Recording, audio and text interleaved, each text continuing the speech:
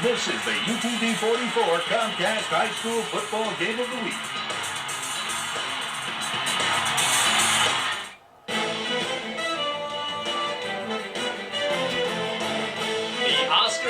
Lipscomb Complex is where we're at for our UTV 44 Comcast Game of the Week tonight. And McGill Tulane playing host to the Foley Lions in a big 6A Region 2 matchup. Good evening, I'm Jim Cox, my partner, as always, Dan Brennan. And Dan, every week we come on here and we talk about the region games, they're big games, but as we move closer to the start of the playoffs, the game's really become more important. Really starts to sort itself out. Certainly tonight, because if Foley wins this game tonight, there's virtually a three-way tie at the top of Region 2. If McGill wins it tonight, they virtually win the region.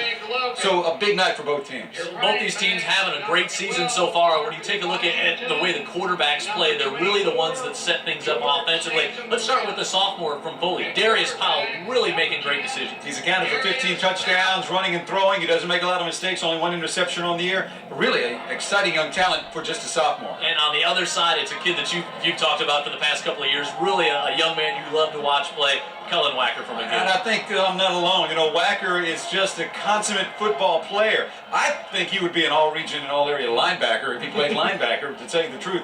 But he's a solid 6 foot, 208 pounds, great leader, gets you out of bad plays, makes big plays, has got good players around him. Really, also one of the two quarterbacks named for the Alabama team in the Alabama-Mississippi All-Star Classic, along with A.J. McCarron. So congratulations to Cullen. And how about this? The venue. We're at the Lip. Oh, what a great place to be on a Friday night. The McGill student body, the McGill student section, and fans are among the best in the region. And Foley's brought a ton of folks, along with one of the best bands in the region. Great football, great atmosphere, great music. It's as good as you can want it. Yeah, we're at the Lip. We got the kickoff coming. Steve Savarese in the house tonight. We're going to get him to join us later on the game as well. Kickoff comes up after this from the Lip.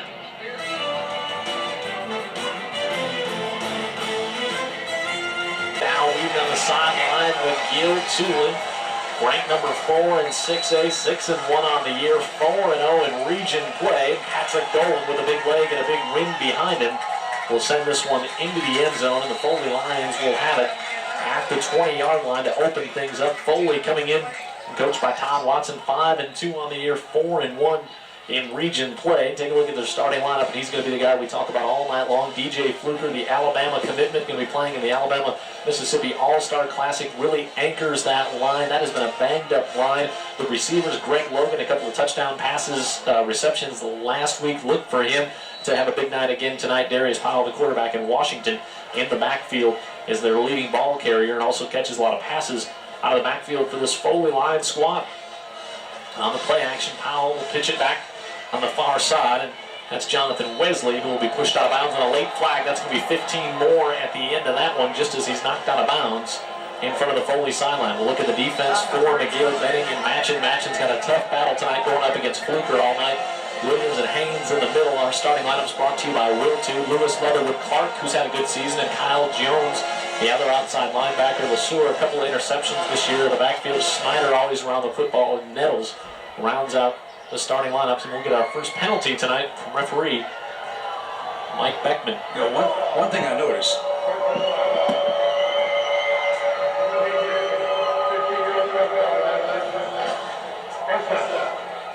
both teams pregame, Jim, there seemed to be a lot of electricity. There seemed to be a lot of intensity on the field. You would expect that in a game like this, but I was not disappointed. Put it right at the 40-yard line for the Lions after the 15-yard pickup on the penalty. Pressure drop from the backside. Coming in from the outside is Elliott Clark, the outside linebacker, has his second sack of the season and hit Powell from the blind side. I'll tell you, and we've only seen McGill once this year, but that kid Clark is somebody to watch. Excellent linebacker, really just a football player. Their leading tackler. And a loss of 5 for Darius Powell in the Lions. Lions quarterback by a sophomore this year. Powell stands up, completes this one out at the 45 and out near midfield. It's Zach McDuffie, and he's going to pick up the first down. Good second effort. About a 5'8", 146-pound receiver. His 24th catch of the year. Great job by Powell with pressure on him, not flinching, staying in the pocket and making the throw. The other thing Powell can do is if you come after him and you don't get him, and you don't contain him, He's downfield for a bunch before you know it. Yeah, he has rushed for over 500 yards this year. And he'll look to add to that total here as he bounces it to the outside and going to be about the 43-yard line.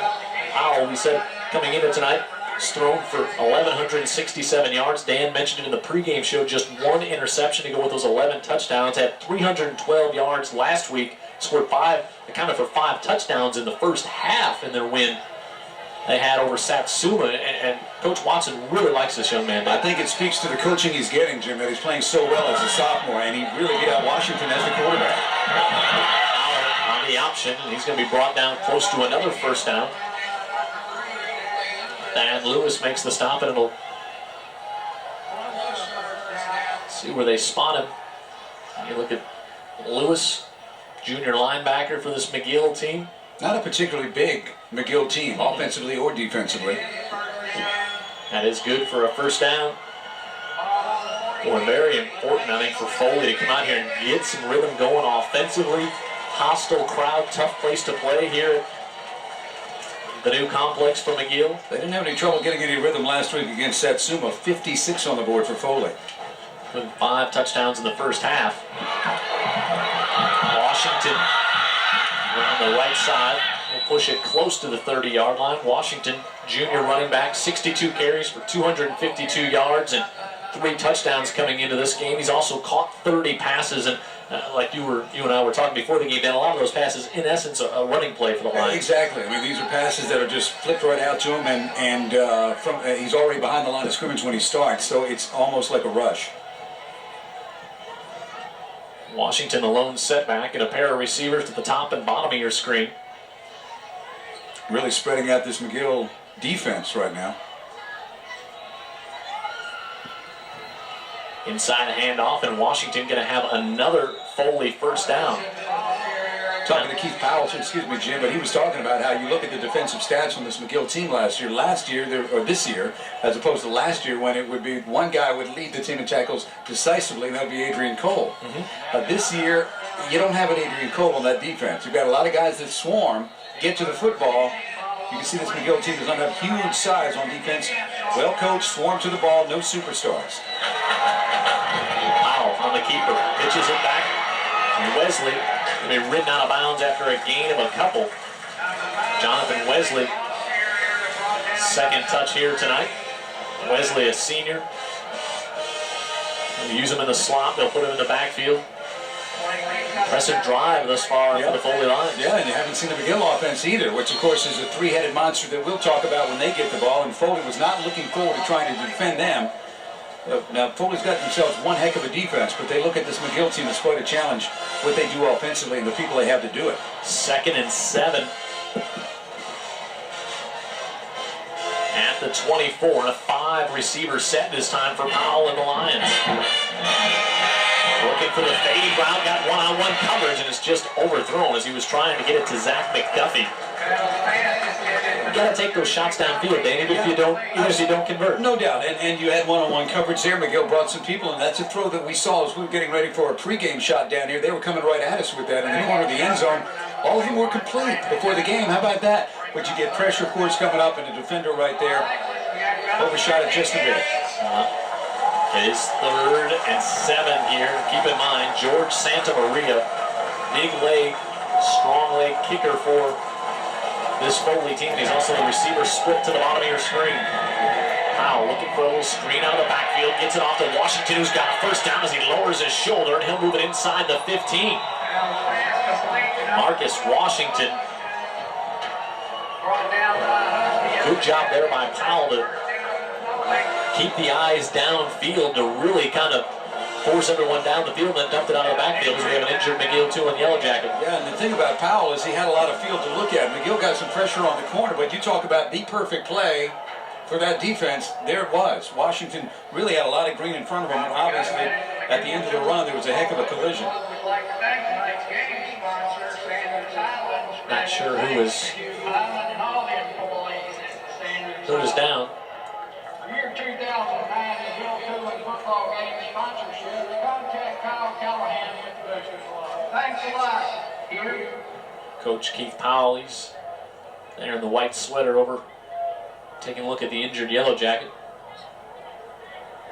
And it's Elliott Clark. Clark, yeah. Their leading tackler had. Well, you hope it's one of those, the way he's kind of doing, you hope it's one of those stingers you see a guy get on his shoulder sometimes.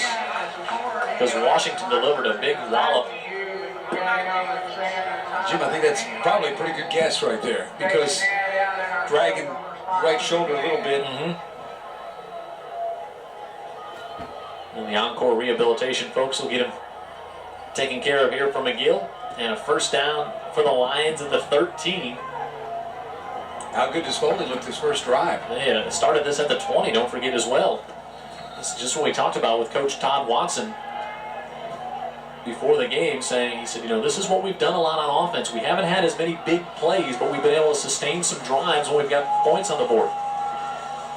Wesley tries to bounce it to the outside, and he'll move it inside the 10. Yeah, they're having some success right up the middle. They're certainly having some success on the corners. And almost like we saw in the Theodore game last week, Dan, Theodore Murphy really shortening the football game and keeping that offense led by Colin Wacker on the sidelines. Yeah, the other thing about Foley, too, from what we saw in the Daphne game, it was really their defense is the stronger part of their team, or was at that point of the season. They've got a great defense. A flag before this one even gets started. On the offense, 5-yard penalty, and repeat second down. They've got quite a staff at Foley too, Jim. I think it's an attractive place to coach. It's a growing community. They win. They care to win. The community gets into it. You get what you need to win. And one thing that Keith Powell kept telling me pre-game to this earlier in the week when they watched the films was well coached. Well coached. Todd Watson, the head coach over there, came down, was an assistant up at Hoover. Came back here, a local boy, grew up down around the bayou. Powell, play action, pressure from the backside, and he's dropped. Bad Lewis came in from the outside, and the 2 sacks we have seen thus far from McGill on Powell, both coming on the opposite side where DJ Fluker is. Yeah, opposite side of Fluker, that's a good point. And both times I believe it's been linebackers coming to get him too. And like he was shot out of a cannon right there, because Lewis goes about 190, almost more of a safety size. Outside linebacker. Again, this McGill team, they're not puny, they're just not huge. Now 3rd and 17. Or you had a 2nd and 7. You get the 5-yard penalty. Now the sack. Play action again. Pump fake. Powell scrambles out. Now he's going to come back to the near side of the field. Still looking and decides he'll tuck this one inside the 15, and a host of Yellow Jackets there to bring him down. Solid D. Really solid D. They didn't bring a lot of pressure that time. What they did do, they covered downfield very well. Matchin, Jones combined to make the stop, and that was a team effort on defense from McGill. Now we'll see George Santamaria try a 31-yard attempt into a stiff northerly breeze from the near hash. Now, we were watching him kicking the other way, nailing him from 51 yards in the pregame. Santamaria Jr. spotted at the 21. It's a high kick, and it's wide right. And McGill's defense, despite being on the field for more than half the first quarter, yields no points. We're scoreless early on here at the lip between McGill and Foley on UTV 44 and Comcast.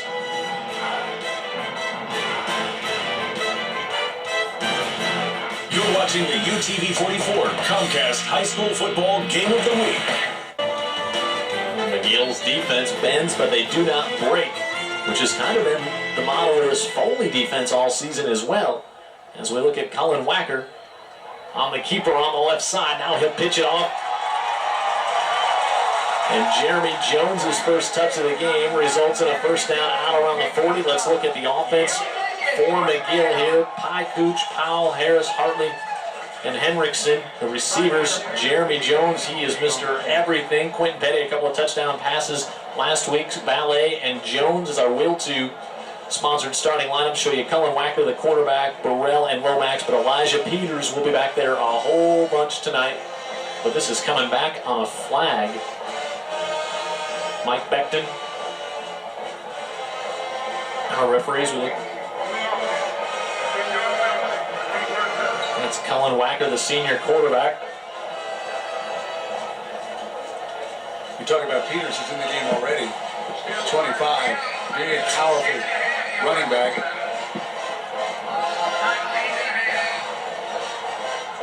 Talking to Coach Davis, defensive coordinator, pre-game, and I'll give you some of his thoughts after this play, Jim. The guy at Foley trying to figure out how to stop McGill. 1st and 20, and McGill will go to the eye. Jones comes, set as the tight end to the near side, and they'll give it to Peters. Peters spins, and he's hit right at the 20, maybe back to the 19-yard line. Peters, 50 carries for 465 yards, and here's the defensive front for the Foley Lions. Graves, Lamar, Thomas, and Jones. Jones, a lanky guy at 6'3". Anderson, just also selected to play in the Alabama Mississippi All-Star Classic. Simpkins and Marino. And the secondary back there, Holmes, Warner, Scott, and Lyman. Warner dropping back into the secondary this week after starting at linebacker in the game we did a couple of weeks ago against Daphne. They're all grading out well defensively. I can tell you that. They're pleased with all of them. 2nd and 10 from the 20.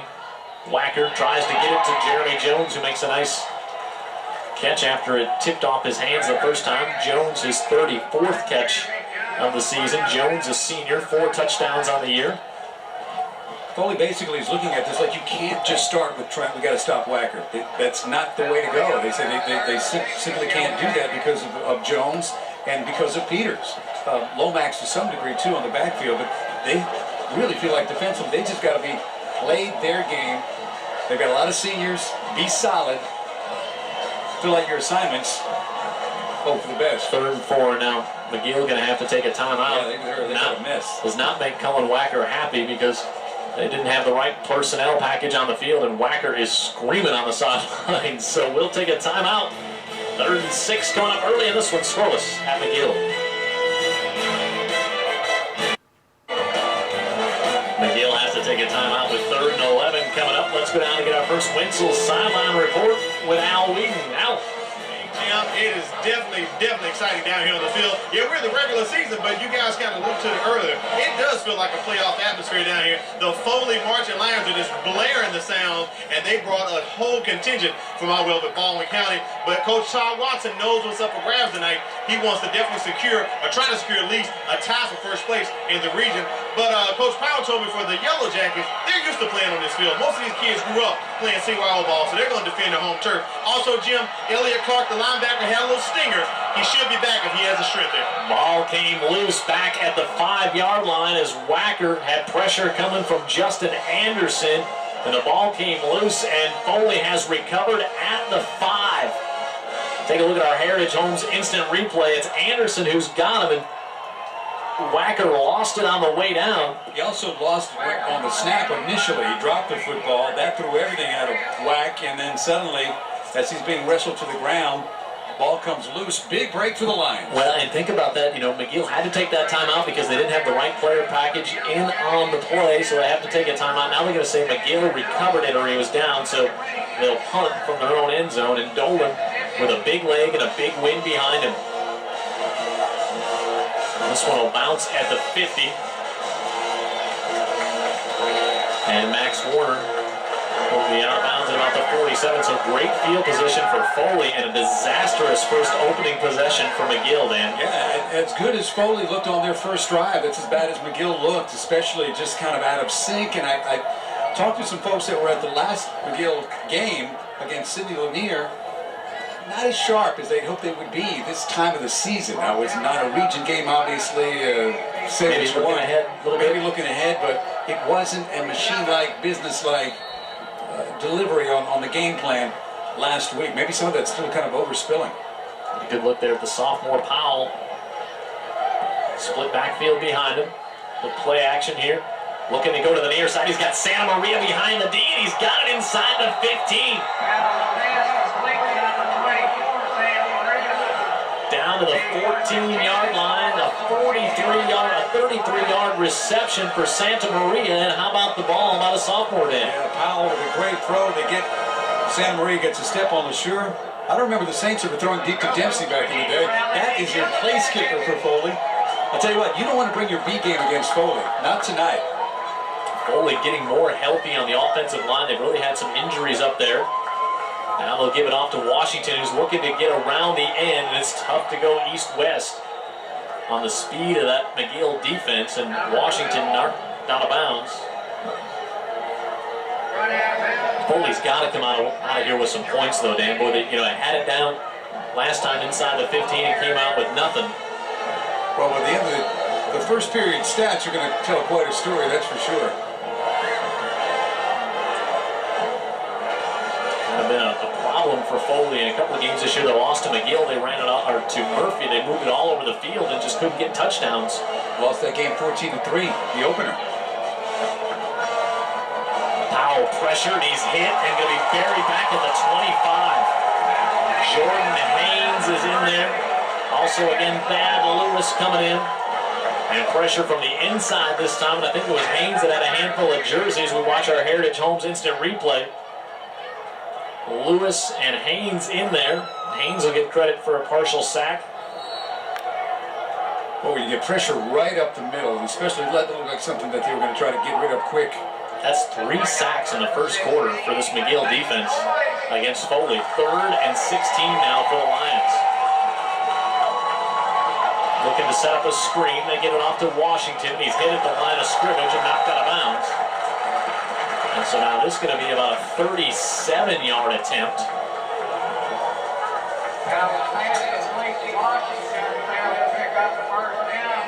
Santa Maria missed a 31-yarder earlier. Nice play by Thompson, by the way. Falling off a block to make the tackle, Jim, and he was in for Clark, who got banged up last series. They'll spot this one on the 27, so a 37-yard attempt with about a 15-mile-an-hour north wind in his face.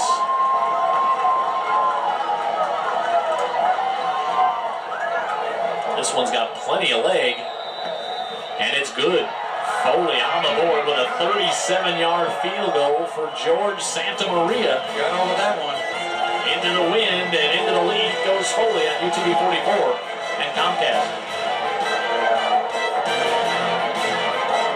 You're watching the UTV 44 Comcast High School Football Game of the Week.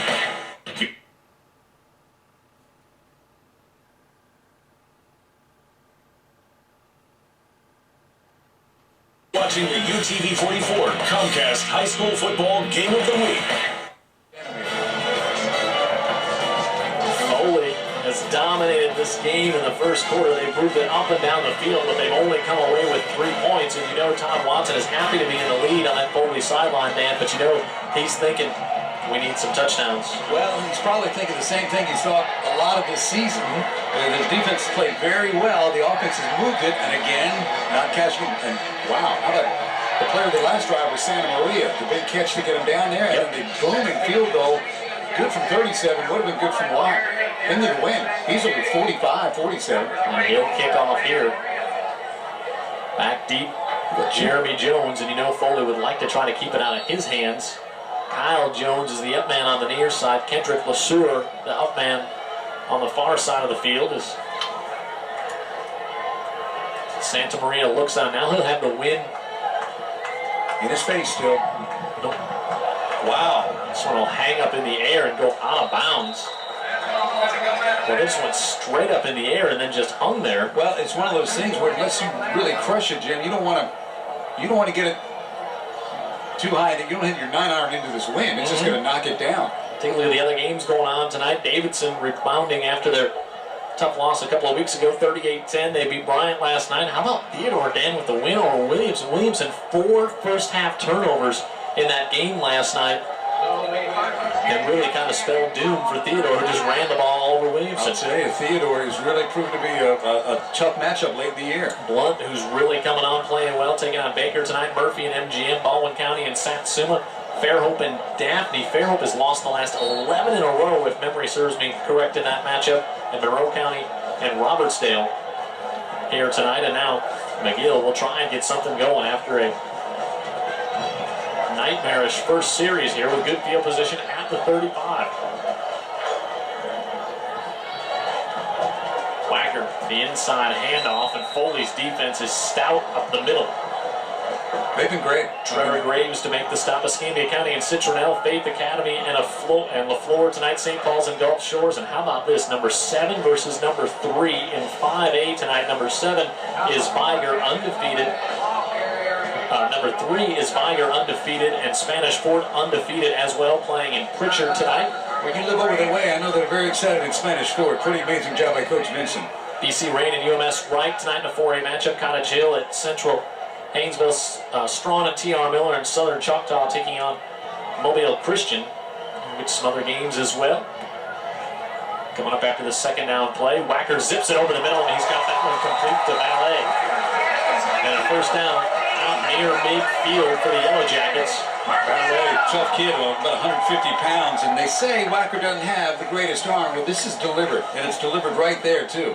If he doesn't have a great arm, he doesn't have a bad arm, I can tell you that. 8th catch of the year for Ballet. And a first down for the Yellow Jackets. Washington and Excel tonight, Milry and Flomaton. Leroy and Red Level, Laverne and Bayside Academy. What a job Phil Lazenby's doing over at Bayside Academy. Bay High and Escambia County, Tate, Florida, taking on Washington tonight. Up the middle, Elijah Peters, and Peters up to the 40-yard line, going to be close to another first down. Big hole up the middle there, Dan, by that offensive line of McGill. Man, Powell and Harris and Hartley, they just buried people, and I mean, any back can use a hole, but that was more than a crack, and Peters took advantage. He accelerated very well for 225 pounds. He really comes running at you downhill. Winding down in the final seconds of the opening quarter here. Wacker back to Peters on the left side, and he's hit by Graves. That'll make it Thomas who came up with a hit, and that'll close out the first quarter.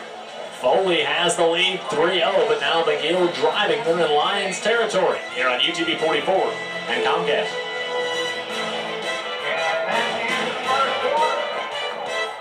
You're watching the UTV 44 Comcast High School Football. On top, but McGill driving.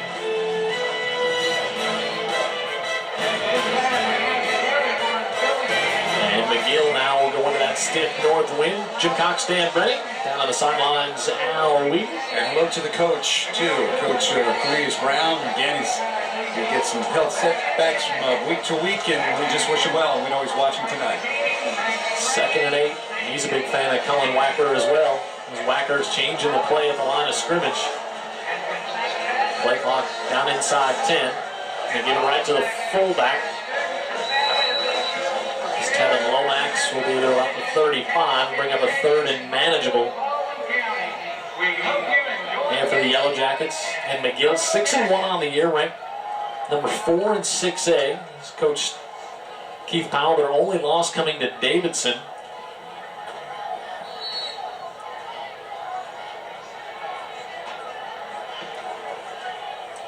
Lost to Davidson a few weeks ago, 14-13. Had the lead very late in that game. 3rd and a long 5 from McGill. Jeremy Jones in motion. Wacker in the first draw. Wacker going to be short of the first down, but it's going to be 4th and short with Justin Anderson. Those two going to be teammates on the Alabama-Mississippi All-Star Classic coming up in December. They both play like they mean it. I can tell you that. Anderson, we've been watching him for a number of years. His older brother was a good player, too, in defensive end. Sometimes Anderson is down with his hand in the, on the turf, and sometimes tonight more up as a linebacker. 4th and a 1.5 maybe for Wacker and McGill Tula. Would have been a very long field goal attempt for Dolan, especially into that wind. Peters and Lomax in the backfield. Wacker on the option, pitches it to Peters, who's got the first down and a big hole at the 20. And Elijah Peters wrestled out at the 15, and what a play by Cullen Wacker. Thank you. Thank you. What a play by Wacker, because they get penetration. They nearly blew that thing right up, and Wacker is, I don't know if he pitched it with his left hand. That's what I was going to say. I thought he even had to pitch it left-handed. He pitched it with his left hand right there. Heritage Homes instant replay. I remember going a whole summer where I would not dribble a basketball with my right hand to make my left hand better. It just made my right hand worse. So Wacker's an actual athlete, and you can see he made a big play with his left hand right there. And look at the result. Rather than a sack, a big gain. And that was 4th down as well. In the red zone for the Yellow Jackets. Wacker off to Jeremy Jones right out of the backfield, and Jones down to about the 12. Jones at the tail there a little bit. Finding any way you can to get Jones the ball. You'll see a lot of teams do that. Murphy does it with Patton, too. We've got a great wide receiver, but you just don't want to relegate him to catching the pass. That's his 12th carry of the season.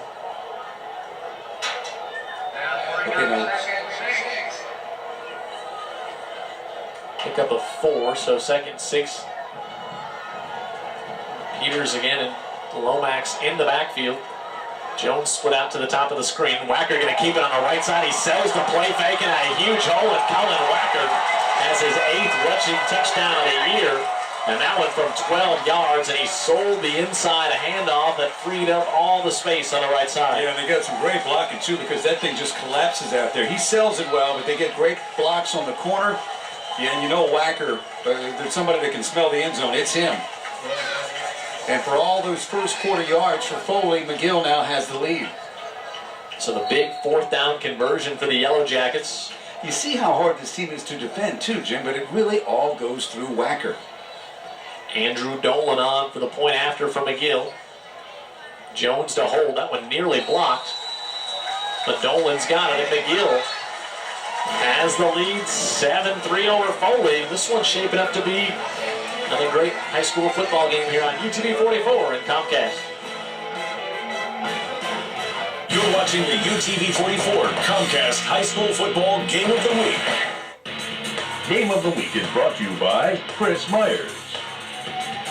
The Banker is in with millions to lend. Now through Monday, Chris Myers Nissan is the place to get quick and easy financing. Millions to lend available now. Choose from multiple finance options and affordable payments. 09 Versa, $179 a month. 09 Altimas, $199 a month. All new Rogue, $239 a month. When it comes to financing, you have nothing to fear because the Banker is here. Another way, Gulf Coast buyers save more with Chris Myers. The Banker is in with millions to lend.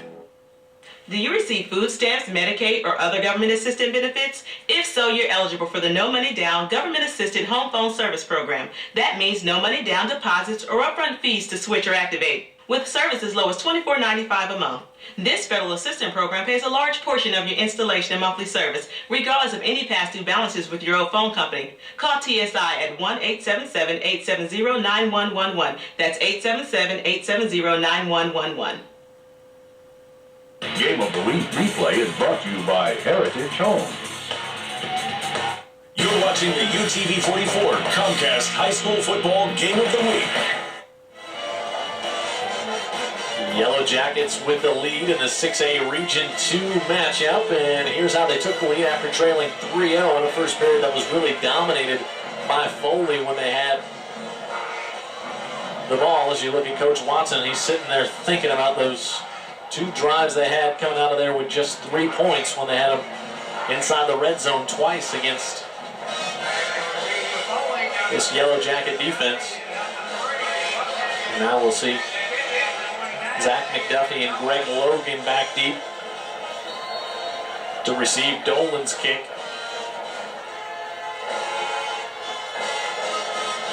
Into the wind, Dolan will send this one to about the 4. Zach McDuffie, a lot of speed and a huge hole up the middle. Got another good block out near the 40. Wow, what a great block at the end of that play. Dakota Simpkins, number 25, threw a great block on the left side of your screen there. McDuffie had a huge hole. I mean to tell you, I mean, it wasn't a hole, it was a canyon. There was nobody by McGill that was in the middle of the field. Look at that McGill scoring drive brought to you by LA Body Art. 9 plays, 65 yards, just a little over 4 minutes, capped off by a 12-yard touchdown run by Colin Wacker.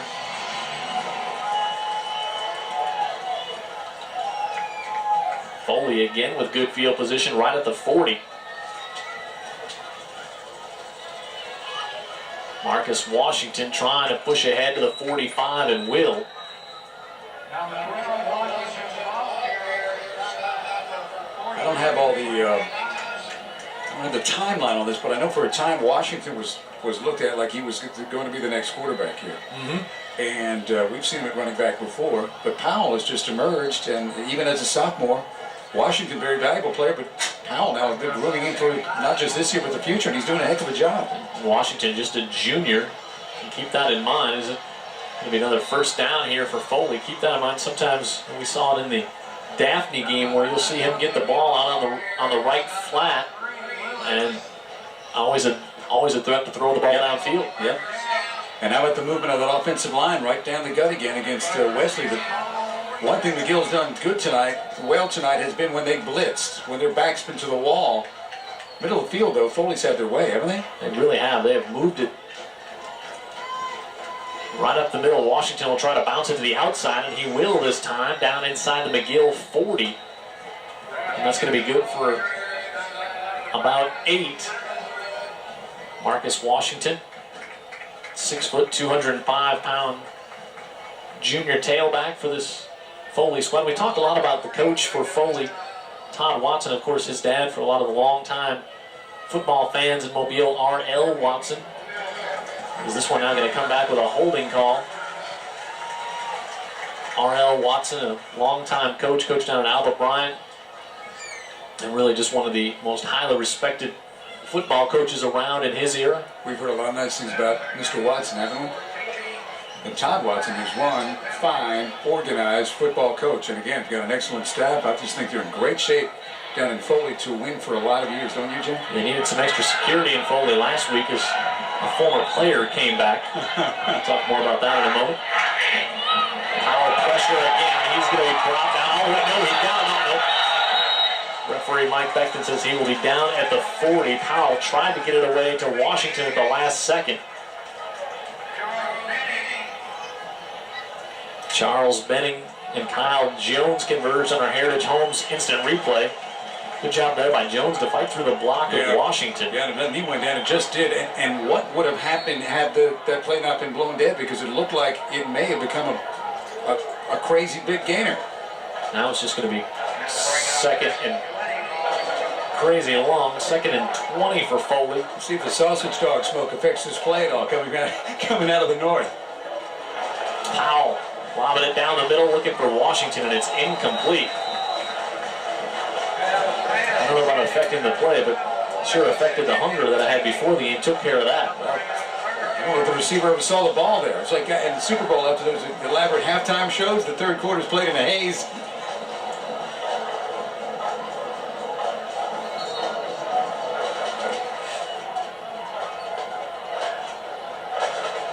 Now 3rd and 20. We've seen Foley shoot themselves the foot with some penalties here and some sacks on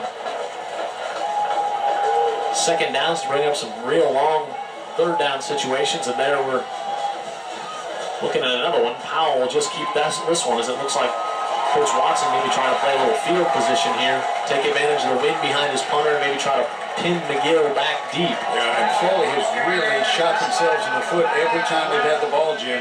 Their drives have been stalled and affected by their own poor play on particular plays, giving up sacks and penalties. Santa Maria will punt from the 30. Jeremy Jones will stand at about the 16. Jeremy Jones will take this one at the 20. Lost the handle on the football and still loose. And Schneider got on it. And McGill. Yeah, Schneider will come up with it. Tell you about who brings us our high school football games every week. Future Technology Today is what you get with Harbor Communications. You also get the Player of the Week each and every week, and the #1 value. Build on your own lot builder in Mobile and Baldwin County and along the Gulf Coast. Heritage Homes. Find home builders and big supporters of high school football. UJ Chevrolet. Bud Urquhart talked to him today. Said, hey, give my best to Brendan. That's what he said on the phone today. Good man. The Orthopedic Group, also a proud supporter of high school football. Along with Wenzel's Oyster House. Had lunch there with Brian Aaron, our statistician, and his brother Russ today at the Eastern Shore. Wenzel's location, and Will2 Construction and Will2 Quality Fabrication for all your industrial needs.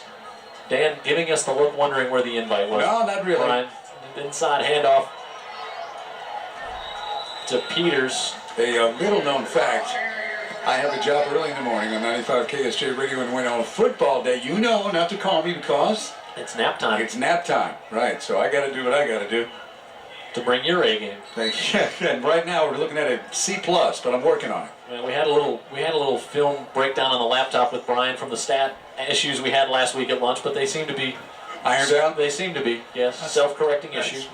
That's why you have the meetings. Throwing some gumbo, it's always better. 2nd and 8 here from McGill. Whacker and a flag drop before this one gets started. And Dan, you mentioned this fact in the pregame show and just almost in passing where you said, Whacker gets you out of bad situations. And what Coach Powell said, it's really like having another coach out on the field. Yeah, Steve Savarese, as we wait for the call here. False start on the offense, 5-yard penalty, repeat second down.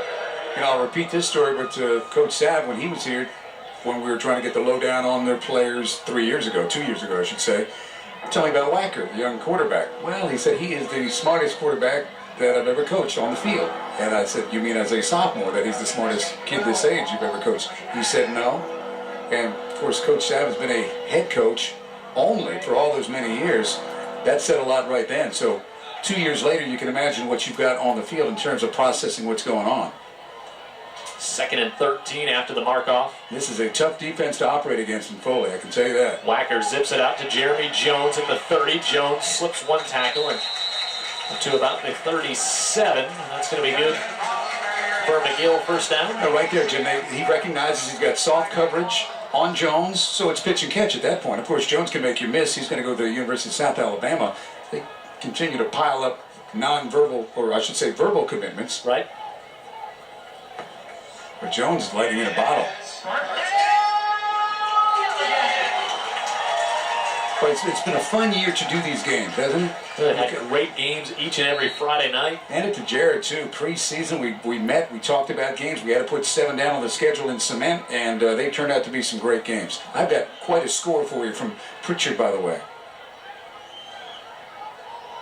Whacker on the keeper trying to get to the outside and just back to the 40. Yeah, another big game going on tonight in 5A. Number 3, Viger, undefeated, taking on undefeated Spanish Fort, ranked number 7 in 5A. Second period, Spanish Fort 15, Viger nothing. Wow. Wow, indeed. That is I would say, a mild shocker at the score at this point. Mm-hmm. My sources tell me that's the score, so, and I did double check. 2nd and 8. For the Yellow Jackets, Whacker looking to pass, just dumps it to Elijah Peters out of the backfield, and Peters with some space has a first down inside midfield, and down to about the 46-yard line. We saw that the other way when Powell got it out to Washington. The perfect play for what the defense was bringing. And Peters, right in stride, Whacker just lays it over the linebacker, the oncoming ends. Peters, nice-looking athlete, too, for 225 pounds, huh? Really moves well, played on defense last year. Now he's over on the offensive side of the football. Peters just a junior. And a first down for McGill, and Whacker reverses his step and keeps it and drops the shoulder inside the 40 down to about the 39. He and Trevor Graves come together there. Colin Whacker he's not going to run out of bounds a lot to try and get away from the contact. No, he likes the contact. Max Warner, also the 190-pound safety. We saw him at linebacker against Daphne. He moved back to safety. He took a pop on that one, too. And Whacker, of course, had a bad knee injury in the playoffs last year. And it's one of those things that's not ever going to be completely better. So he maybe lost a little bit of straight-ahead speed. Picks up 7 here. And they'll give it to Peters on the right side. And he'll handle McGill first down at the 34. Quick moving game as we're down to 3.5 to go in quarter number 2. Right side starting to do a nice job, Jim, for McGill Tulin. That's Hendrickson and Hartley side of the line. This Foley defense, Dan's been raving about how well they played this year. 2 of the last 3 weeks they've pitched shutouts. And hey, while we go to break, I do want to let you know we got some heavy hearts on our crew tonight. One of our longtime crew members, Rodney Middlebrooks, his dad passed away this week, and so Rodney, just want to let you know that everybody on the crew We're all thinking about you and your family here tonight. You're watching the UTV 44 Comcast High School Football Game of the Week. Number 4 ranked McGill 2 with a 7-3 lead over the Foley Lions. And they've got a first down here at the 39. Coach Keith Powell, what a job he's done over here. 19-2 in his 2 years as a head coach at McGill. This will be the 400th victory in the history of the school tonight if they win.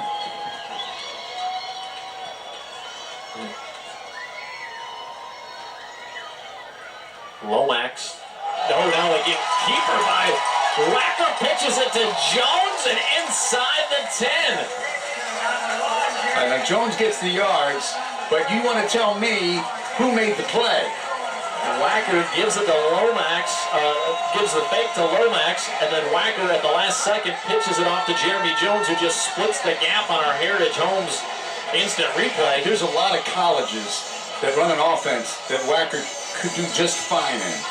27 yards. There's probably a lot of play-by-play guys who wouldn't get fooled on that one, but he sold it to me. Yeah, well, hook, line, and sinker. Well, the defense is out there playing. Sold it to them. First and goal from the 7 for McGill.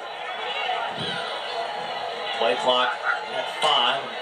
Wacker on the left side just falls ahead to the 5. I was watching DJ Jones before the game, too. They've got some good-looking athletes on this team. Jones, big kid, 6'3", 216. A lot of seniors on this defense. They really play smart. 9 returning starters on that side of the ball. You can see it. You can see it. And it takes a quarterback like Wacker and a disciplined offense like McGill to get much going against this team at all.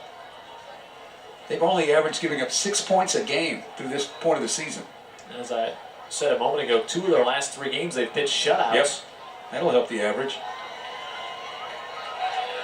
Jeremy Jones, the single setback, and he'll take the pitch on the right side. Jones looking to throw it, maybe. And he couldn't get it complete. He had Ballet in the corner of the end zone, but a great job by Trevor Graves on the pursuit over there. You can see Jones look like he wanted to throw it, and then when he got the ball out there in the right hand, you know he just wanted to lob that one to the corner of the end zone. Yeah, and finally the cornerback made the decision to come on up, and Ballet was open in the end zone, but at that time, you had people at Jones' ankles. Now it's 3rd and goal from the 5. There's a pretty good chance to keep it in 7's hands. Let him figure it out. Peters will come in, and the Yellow Jackets will go out of the shotgun here. Now they'll split out Peters to the bottom of the screen. Tevin Lomax. Wacker floats it, intercepted. Picked off by Graves, who, correct that. Isaiah Thomas makes the interception. How smart is that? They drop a lineman back.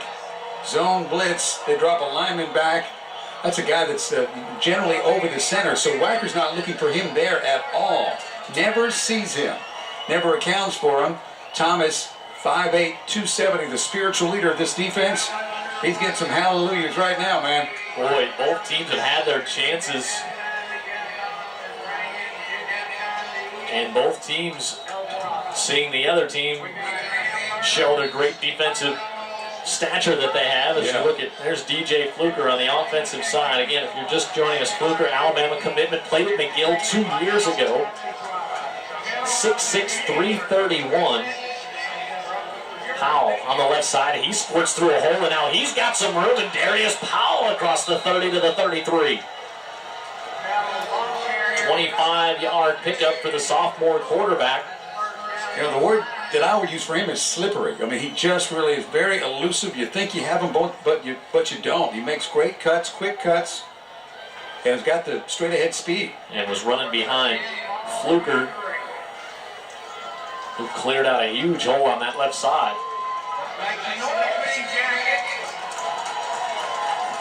Washington up the middle. He'll get out to about the 37. They haven't chosen to run it much, Jim, but when they've run it pretty well with Washington.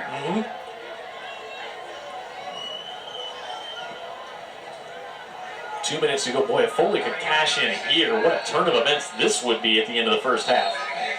Wind at their back and a great kicker.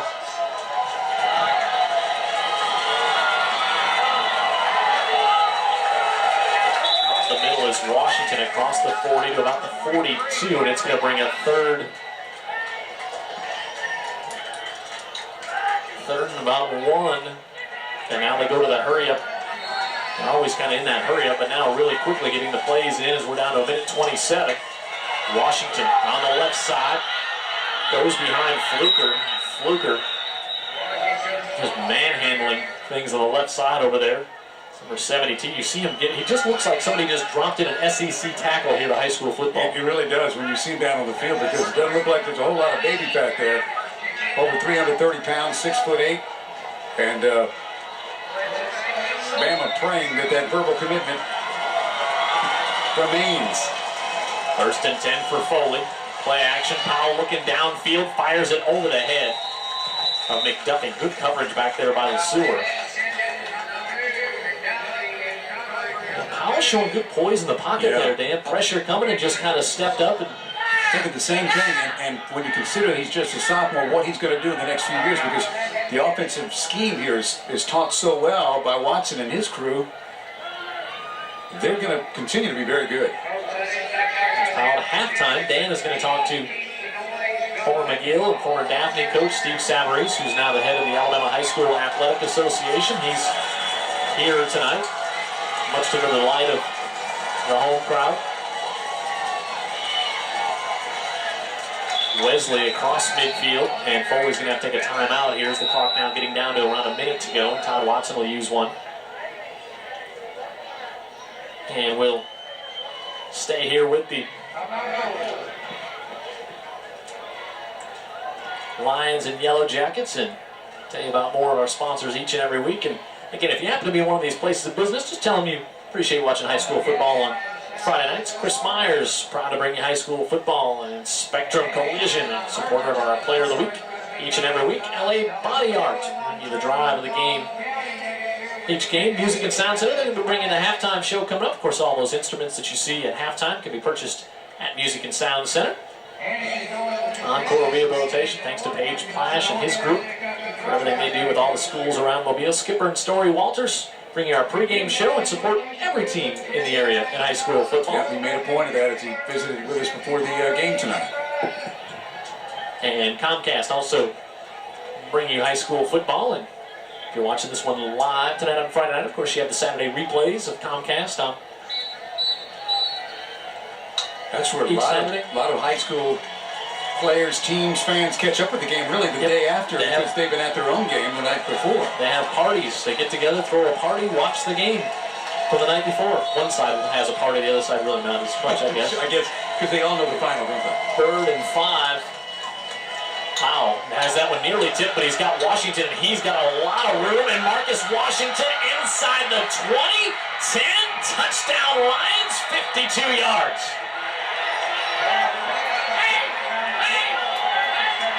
And the sophomore quarterback sells that one a little bit himself. Yeah, they got the pressure. And, of course, once again, great blocking on the outside. And Washington shows great speed. A great burst down the sideline. And like you said, they not only get the interception by Thomas, and McGill looked like they were going in for a 14-3 lead. They take it all the way down the field and cash in for looks like a halftime lead, but not so fast. Trey Smith will come on for the PAT, but a penalty here. And that ball looked like it was going to be tipped at the line of scrimmage as well with the pressure that you said. They were bringing pressure again and rolling the dice. Mike Beckton. Encroachment on the defense. That penalty's declined. I mean, you talk about being stunned by a play.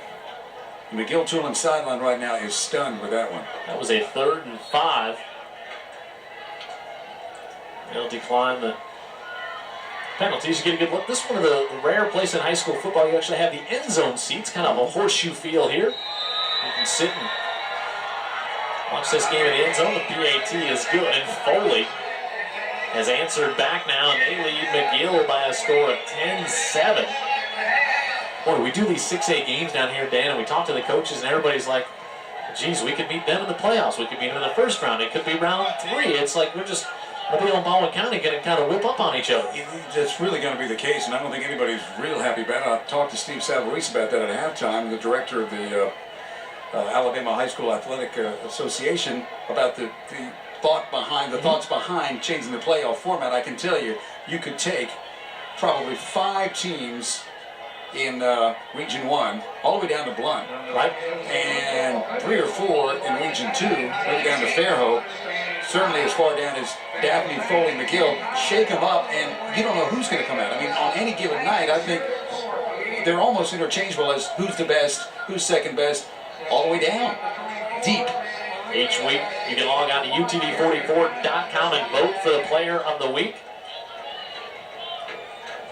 And we will talk about our player of the week last week from Theodore.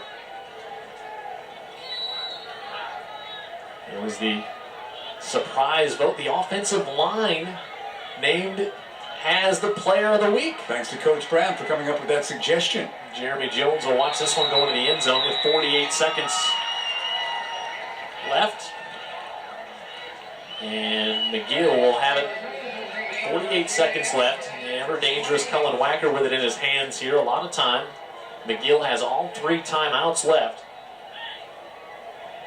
Look at that last scoring drive, 6 plays, 92 yards, 92-yard drive. But they get the big play, something Todd Watson was saying, hopes he can get more out of his team, need those quick strikes. They got the big play in a big game against a really good team. At a big time of the game as well here late after they had just come up with the interception down deep in their own end. And McGill will spread the field. Wacker looking down the near side and incomplete. Wacker aired that one out to Quentin Petty, who had a couple of touchdown passes, receptions last week. With Quentin Petty, he had that great catch in the, I think it was the Wetumpka game last year in the playoffs, Dan. Extended the season. Amazing comeback at Lad People Stadium. I don't think anybody associated with McGill is going to forget that one for a long time. That's the first incomplete pass by Cullen Wacker here tonight. A solid 208 pounds at quarterback. 6 foot even. Great baseball player as well. Play anywhere in the infield. Hits for power. Move to the outfield if needed. He'll take this one up the middle and bounce it to the outside. And Wacker just runs out of bounds here to stop the clock. So first down with 34 seconds. Talk about a kid that looks comfortable on the football field. I mean, it's like he was born in midfield. Nothing about this game moves too quickly for him. Maybe the zone blitz does, because that's what got him down at the other end when Thomas dropped back from the nose guard position and picked that pass off. First down for the Yellow Jackets. Foley took a 3-0 lead. McGill answered back with a 12-yard Cullen Wacker score. Now Wacker rolls out to the right, pump fakes, now floats it down the sideline, and Petty's got it at the 45. How close do you have to get it for Dolan now? Into that wind. That's a factor without question. Dolan, an excellent kicker, but I'd say you got to get it to the 20 at least, maybe. Give him a decent shot in a wind like that. It is a very strong wind out of the north. This one at the 44 of the Lions. This is the way we saw Wacker play against Wetumpka. Wacker pulls this one down right up the middle, some slipperiness of his own, and he's inside the 20, about the 26-yard line. Well, they're almost there on one play. And a lot of time now with 20 seconds and 2 timeouts remaining as Coach Powell uses his first timeout. Now you have some chances to take some shots at the end zone. With 2 timeouts, you don't even have to take the shot at the end zone. You can just try to get it down close, because you can take another timeout. Yeah, you can throw something that can end up in the end zone. You can throw a little flare out to Jones. You can throw something quick out to Peters. And if you get the right blocking, you can get in. There's Wacker on the sidelines. There's no question of all the guys in black who's running the show, I can tell you that. Hey, Dan and I were talking about the playoffs, and because it's just the region standings, it is just a log jam. If you look on quote-unquote this side, the region on this side of the Bay, Mobile and Baldwin County, Davidson 5-1, Theodore 5-1, Murphy 4-1, Williamson 4-2. They play tonight, MGM, right? Yep, they got the matchup going on this evening. Blunt coming on, they're 2-3. Bryant, Baker, and MGM rounding things out there, but a big log jam there. Now on this side, you got McGill Tulane unbeaten in region play, but if Foley were to win tonight, Foley would hold a tiebreaker over McGill, but not over Daphne. But then you have Daphne at 3-1, and if they finished at 3-1, or if they finished with one loss, and McGill finished with one loss, the coach is in a 40-yard sprint. That's how you settle that. First, and we'll have that for you here on UTV 44. Wacker rolling out to elude the pressure. Anderson coming from the backside. Wacker will pull it down, and Wacker inside the 15, and they're going to have to take another timeout with 10 seconds left. I don't know if defenses underestimate his foot speed, but he seems to be able to get downfield. And you know, there's also no wasted running by Cullen Wacker. No, true. No zigzagging, anything like that. No. Now the clock stopped because of the first down, but Coach Powell takes the timeout, wants to set up the play, still has one. And I like the timeout here because you can talk about it, no doubt, set things up. And now you're in a position, obviously, regardless of the win, you throw that out the window because Dolan can make it from here. So they're in a good position to at least tie the game. They started this drive at the 20 after Santa Maria boomed it into the end zone. Coach Keith Powell, boy, good to see him back to his normal self. We saw him before the Daphne game when he'd been in the hospital for kidney stones, and we had talked about he had gone in for surgery, and then we kind of got the rest of the story you did when you were out visiting McGill this week. He had that surgery Wednesday morning of that Friday game, had to go back to the emergency room that night with blood clots, which result from a surgery occasionally, and did for him. He said he was in worse shape Wednesday night with the blood clots than he'd ever been during the problem with the kidney stone. So Keith looking good. Had a nice visit to his office earlier. He was this week talking all about that visit to us before the game that you made out there. Had a nice time. Memorable trip out to McGill. 10 seconds left. Student body all fired up as Wacker rolls out, looking, fires for Jones, just off his hands, incomplete. He had him there. 4.6 seconds, and you have to send out the kicking team here. Yeah, and Jones runs a nice pattern and really is wide open. Take a look at our Heritage Homes instant replay. Bottom of the screen is where Jones is. Adam. Yeah, and on that angle, it may have looked like Jones should have caught the ball. It would have been a tough catch. It was just in front of him, so Dolan will look to tie this game. Spotted at the 19, so a 29-yard field goal from the far hash into the wind. Santa Maria missed a short one in the first half. Patrick Dolan ties the game at 10 at halftime. And McGill drives it down the field and gets this game knotted up at 10. So we wait for Al Reed to go over to try to have Coach Watson on the Foley side as he makes his way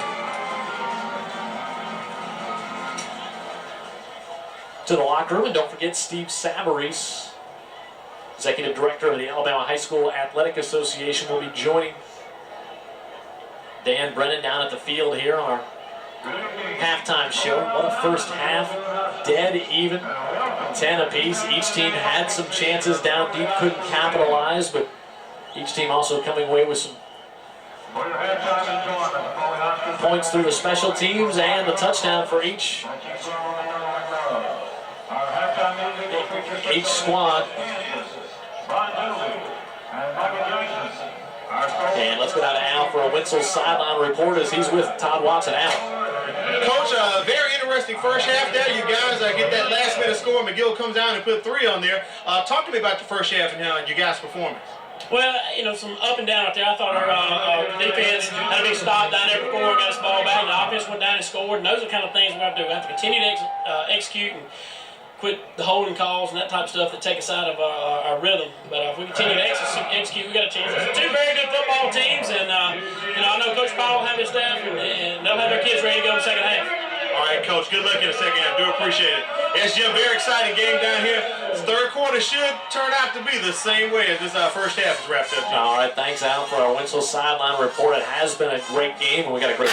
That is it. I mean, he made such a lasting impression in the St. Stephen of Savarese, as they refer to him as. There's a chance to coach that kid, Fluker, when he was at McGill for that 1 year. Yep. Let's take a look at our halftime stats here. Even is the score, and look at the 12 first downs for McGill. A lot of those come in the second period, Jim. Remember, the first quarter was all stat-wise Foley. Yeah, and you take a look at total yards there, pretty even. Just the one turnover in the game. McGill almost had another one that was down deep in their own zone. How big was that turnover, Jim? I mean, that was McGill up 7-3 at the 5-yard line on the third down pass, and Foley not only gets the interception, but they take it 90-some yards the other way to take the lead.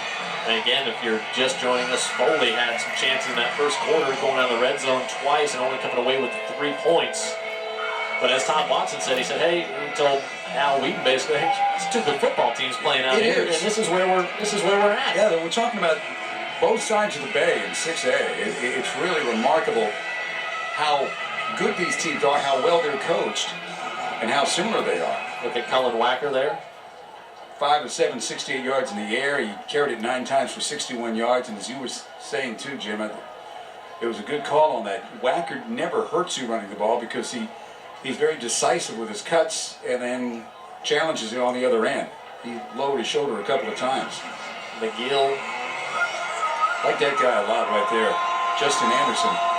Yeah, boy, coming into tonight's game, 8 tackles for losses. Their leading one of their leading tacklers, 4 sacks, 4 fumble recoveries, 2 of those for touchdowns. That Foley defense really has got a lot of good players on that side. And again, very well coached. A lot of seniors, a lot of guys coming back that know what they're doing.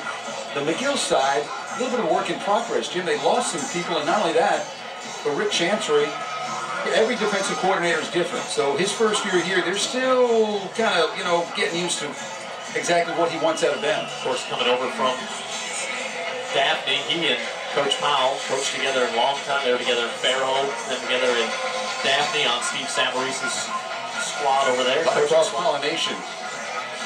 I don't know what that means. Santa Maria will kick up. And Coach Sav, he just looks like $1,000,000, doesn't he? He does. He does. Just stand somebody next to me, they're going to look pretty good. Come on, Danny, you're too hard on yourself. How about Santa Maria, too? Not only an excellent kicker, made one of the big offensive plays in the first half, too, with a big catch. And he's got the strong leg, and the wind is picked up here at the half. And this one will approach Highway 90. I can tell you it's cool out there right now. This is the first cool night we've had. UTV 44 Player of the Week. You can vote after tonight's game at midnight. UTV44.com is the place to go. Brought to you by our friends at Spectrum and Harbor Communications. Last week it was the offensive line of Theodore. Some early guys jumping out. Powell, quarterback for Foley. Wacker, the quarterback. How about Marcus Washington, running back for Foley, 81 yards and a touchdown in the first half. Washington was excellent in the first half, showed a great burst on that touchdown run. And McGill, who closed out the first half with the field goal to tie things up. Wacker on the pitch, Elijah Peters. He's going to be close to a first down out of the 30-yard line. Peters, one of those kids, just really going to continue to get better and better and better the more game reps that he gets. Well, he has a chance to, Jim, and a lot of that's going to be up to Peters. They're coaching him hard, and they see the talent and the potential in Peters. He's got a shot to be a real good one. A stunning score from Pritchard Stadium tonight. 22-3 in the third quarter. Spanish Fort over Biger. Biger ranked number 3, Spanish Fort number 7.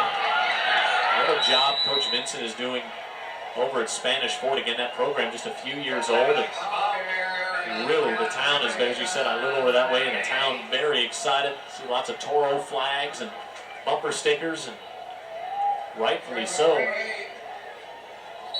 Tell you what, the middle of that line, I mean, they're good all over the place, but right in the middle, Thomas and Lamar, their ends are good too, but those two guys in the middle have played a great game tonight. And McGill has done a better job with the pitch when they try to get on the corner. No gain. So second 10 for the Yellow Jackets. Wacker keeps this one, tries to cut it up the middle, and a good job, Brian Moreno staying there. Boy, on those option plays, those linebackers have to just be so disciplined, Dan, because if you try to cheat one way or the other, he's going to read it. Yeah, absolutely. Yeah. He'll read it. He'll make the pitch. He made a great pitch in the first half with his left hand as he was pressured and couldn't get the ball off with his right, but it allowed him to get it just in time. I believe it was to Jones for a big gainer. 3rd and 7. That was on a 4th down, by the way, in the first half. That big play. Wacker feeling some pressure, gets hit, goes over the middle, and it's nearly intercepted. Dexter Scott, the safety, is closing in on that one. And a little pressure on Cullen Wacker there, right up the middle. It might have made that pass go a little long, and it'll bring up the punt team for McGill. I don't think we saw much of Elliott Clark. And he's on the field right now, but I don't think after that stinger early in the second period, I think it was, that maybe still in the first, we did not see a lot of Clark. We'll see if he gets back out on the field at linebacker, because he may be their best linebacker. 10 men on the line of scrimmage for Foley. Dolan gets off a good kick, and Zach McDuffie kind of hangs in the air. McDuffie decides to pick it up dangerously at the 29, and he'll pick up a few. You can see that was a good punt by Dolan, but as it got in the air, it just kind of died at the ever-gusting wind. Hey, we know you love your high school football, and can't show it to you every night on UTV 44, but your Gulf Coast Superstation's got some pretty cool programming, like great episodes of The Simpsons every night at 6, and King of the Hill at 6:30 on UTV 44 every night. We would vote for high school football every night. I love it, and I think this season's been outstanding. And again, our first 7 weeks were already in ink as the season started. I think it worked out pretty well. We're 2 months into the year. 2 months. Game 8 tonight. Washington adds to that total. We talked so much during the week, Dan, about just how much we love doing these games, and you said it as we were walking out. We said, it's really an honor for us to be able to do these games every Friday night. And then Coach Savarese says the same thing at halftime, saying it's an honor just to be able to come watch these games. Yeah. If you've got a chance to do it every week like we do, you would understand. Here's Washington, who has the first down and more yardage across the midfield stripe into the Foley. Make it to the McGill 45. And I think the word honor came to my mind is because there is one high school game of the week for a large region, down here, South Alabama into Florida, and a lot of folks in Mississippi even watch the game. So Monroeville, I know the Cross family in Monroeville loves it. They tune in every Friday night to watch this game. Well off the coast they're watching. Here's Powell inside the 10, and Darius Powell down to the 32. Sophomore quarterback, lowering the shoulder himself. Listed at 5'10", 160. Looked a little bigger than that to me when I was down there, but on the field, I guess that's about it for him. And whoever he just hit there felt like he was bigger than 5'10", 160. Yeah, he brings it now. Very competitive, and again, one interception on the whole year for a sophomore quarterback in an offense that throws it this much. He has made good decisions. Last week in the first half, as we got a flag, looks like this one's coming back. Man. A tough penalty. Foley had some holding calls that were very costly in that first half last week in the win over Satsuma. In the first half alone, Powell had touchdown passes of 19, 9, 72, and 18 yards, and then ran for 11. 4 touchdown passes in the first half, accounted for 5. And now he's looking for another one for Santa Maria, and it's incomplete. Like Santa Maria just might have got a little push off there.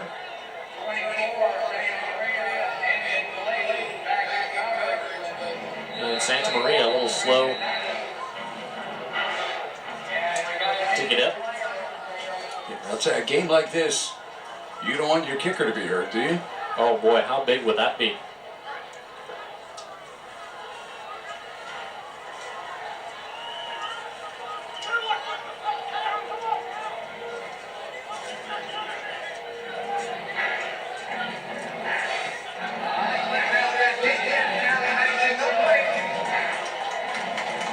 Second and 6 coming up.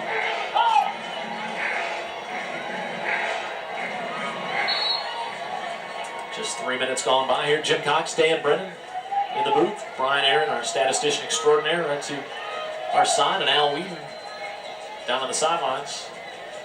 Our UTV 44 crew bringing you our game here this Friday evening. Big 6A Region 2 matchup, and trying to go right up the middle in that one.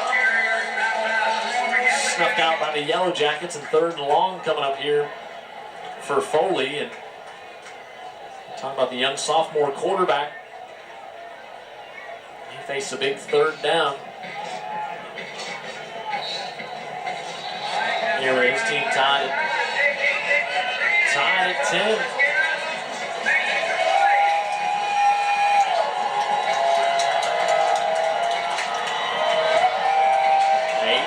To go, quarter number 3. Foul on 3rd and 5 for the Lions. McGill showing blitz, and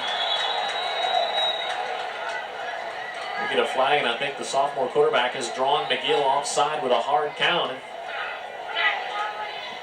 You usually run that play through and get a free play if it's on the defense. Dead ball, encroachment on the defense, 5-yard penalty. They're down. Stopped it all. That young quarterback, Coach Powell, says he's getting better each and every Friday night. Each week he's getting a little better and a little better. You know, his thing coming in, and we knew that from the start was going to be experience. And so with each game he plays and gains a little more experience, he's doing a little better. He's doing better in his decision making. He's doing better in his leadership skills. And that's what we were hoping to get out of him when we started the year. That was Coach Watson talking about his young quarterback. Coach Powell was saying the same thing about Powell. Yeah. When they watch him on film, they say he doesn't play like a sophomore.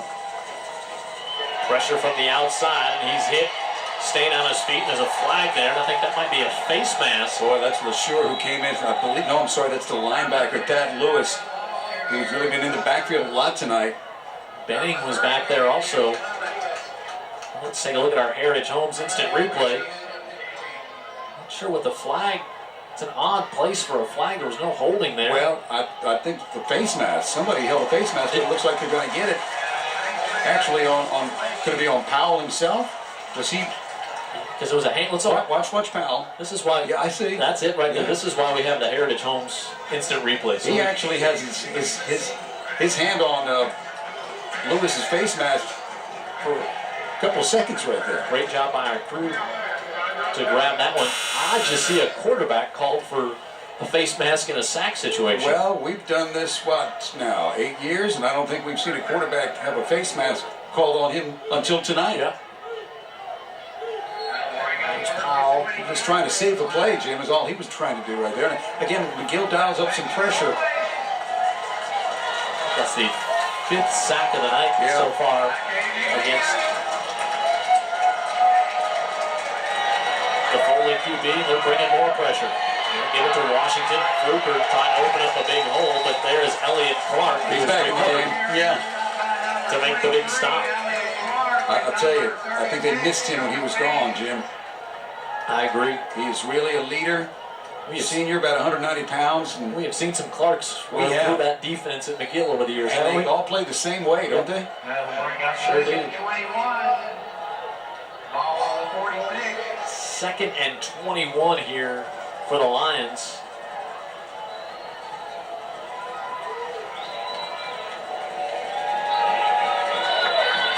High snap, Powell pulls it down, he splits through.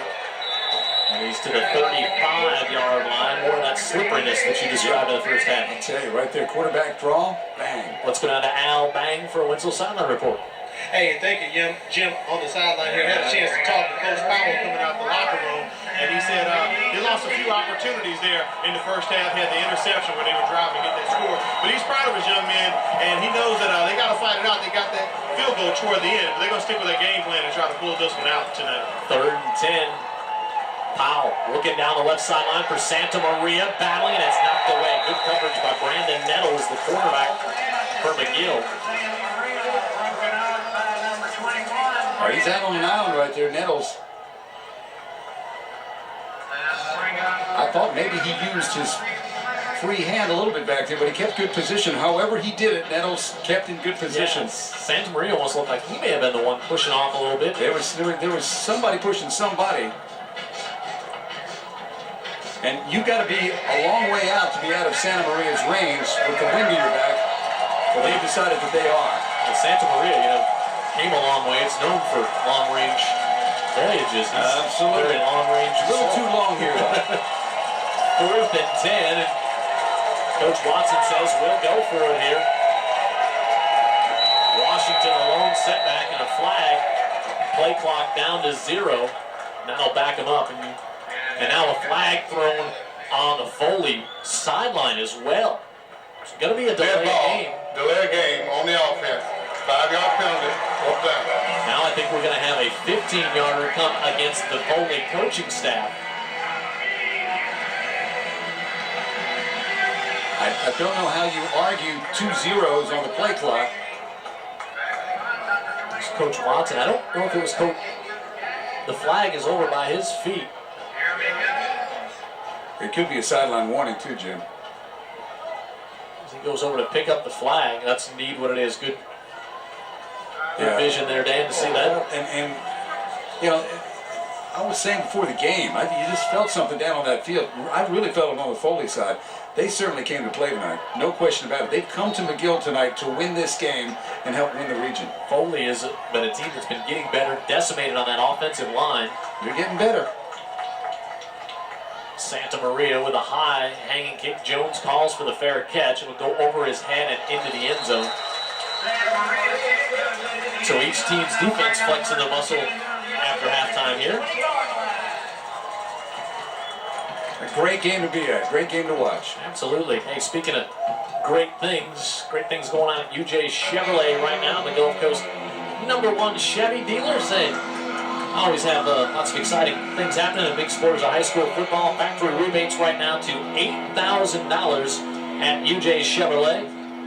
And of course, interest rates as low as 0%, financing for 72 months.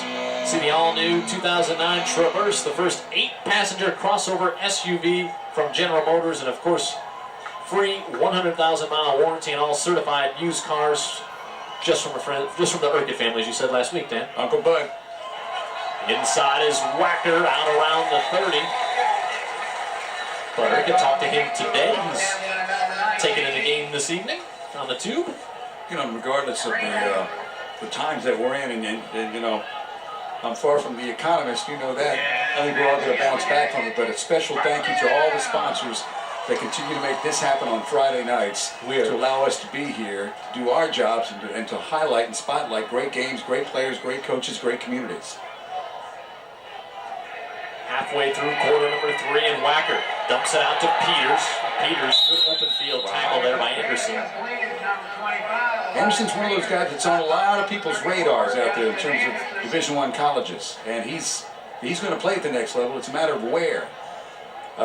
Some of those schools going to hold back those scholarships to the very end. But don't be surprised if he doesn't end up somewhere in the SEC. Our Heritage Homes instant replay shows Anderson making the stop. You can visit the model home of Heritage Homes, Highway 90, Tillman's Corner, just east of Mobile Lumber, not all that far from where we're at here tonight. Yeah. Wacker pitches it back to Jeremy Jones, and Jones gets away from Anderson out of the 41. Nice stutter step there.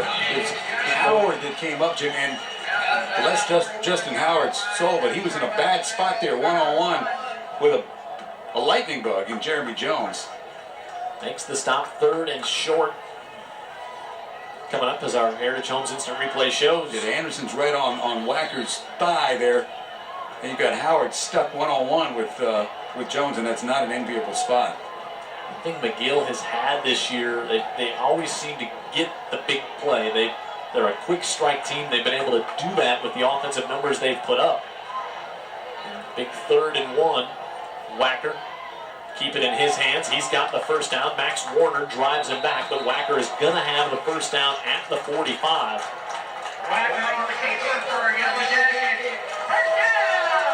Credit Max Warner from coming up from the secondary, not backing down to Wacker at all. We'll get an official timeout here. So we'll take a break. 4.5 to go. Still tied at 10 on our UTV 44 Comcast Game of the Week.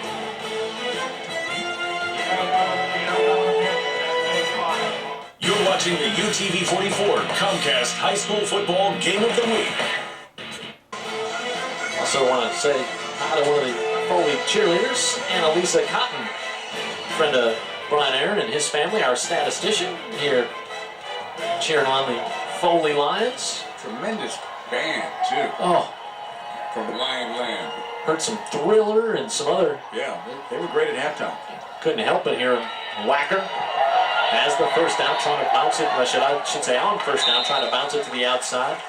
You know, Foley and Coach Todd Watson would probably not want me to say this, but Foley has done a very good job containing Color Whacker here tonight. Yeah, and again, their game plan coming in defensively wasn't just to do that, because they have got too much regard for Jones on the outside and Peters at tailback. So they just want to do their job. And again, it's not surprising that Whacker and Anderson meet about 5 yards downfield again today. Right. Again, you mentioned they will both be on the Alabama squad in the Alabama-Mississippi All-Star Classic, which has been now moved to December. Yeah, and it was in December last year, I think, and right. but it's an afternoon game now. Okay.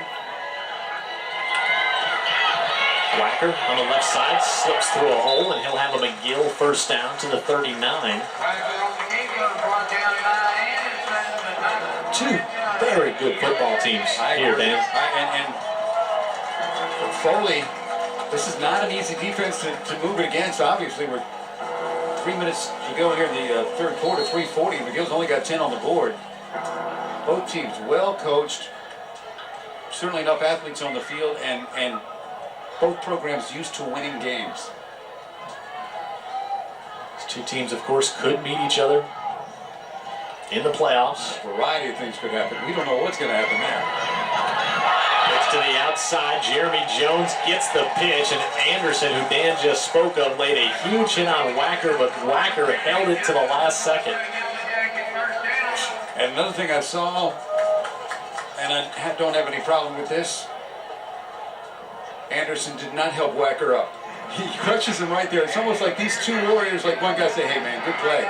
Anderson walked back to the huddle like, I'm coming next time too, man. A couple of mutual sneers for each other. That's all right.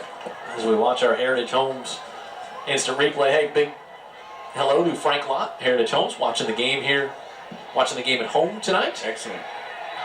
I bet you got a nice home. It's a Heritage Home, I would think. just like mine. Too windy for him to be fishing. He's the inside scamper here by Whacker. Everything going through 7 now, Jim. They've kind of boiled it all down now. Just option ball with Whacker. But you still have to think, Whacker, suddenly it's Whacker Right, Jones. Right, and then right there, of course, you played before, he pitched it to Jones, but everything, they're really doing a lot of option work right now. They spread the field out completely right now. We're down inside 2.5 to go in the third quarter. Whacker now 14 carries, 95 yards. He'll look to surpass the century mark, and does, to the 15.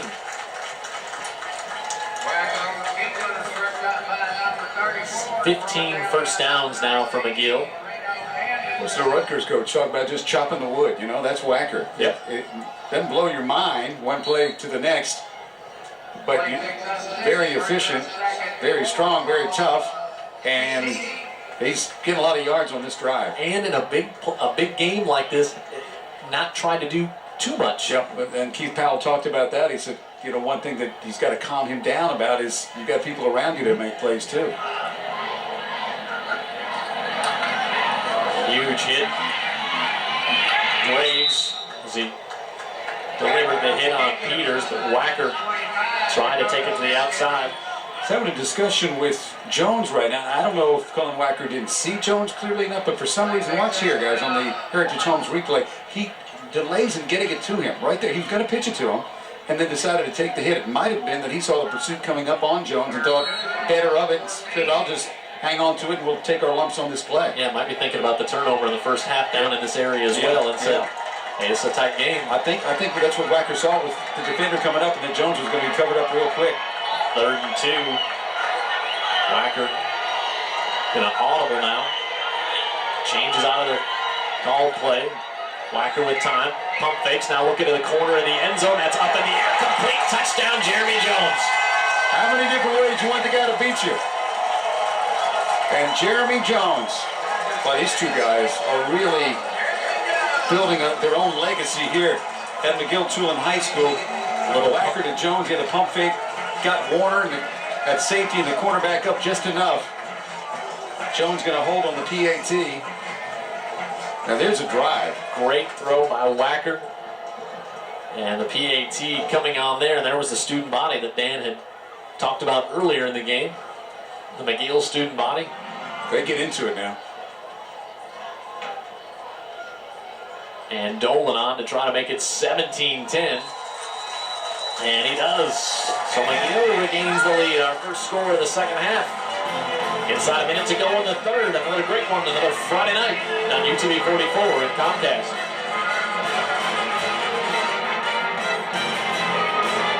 You're watching the UTV 44 Comcast High School Football Game of the Week.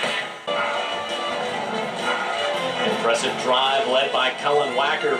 And the Yellow Jackets now on top 17-10. And they have now scored the last 10 points in this game after Foley had taken the 10-7 lead with about 48 seconds left to go in the first half. Well, here's the lead I forecast at halftime.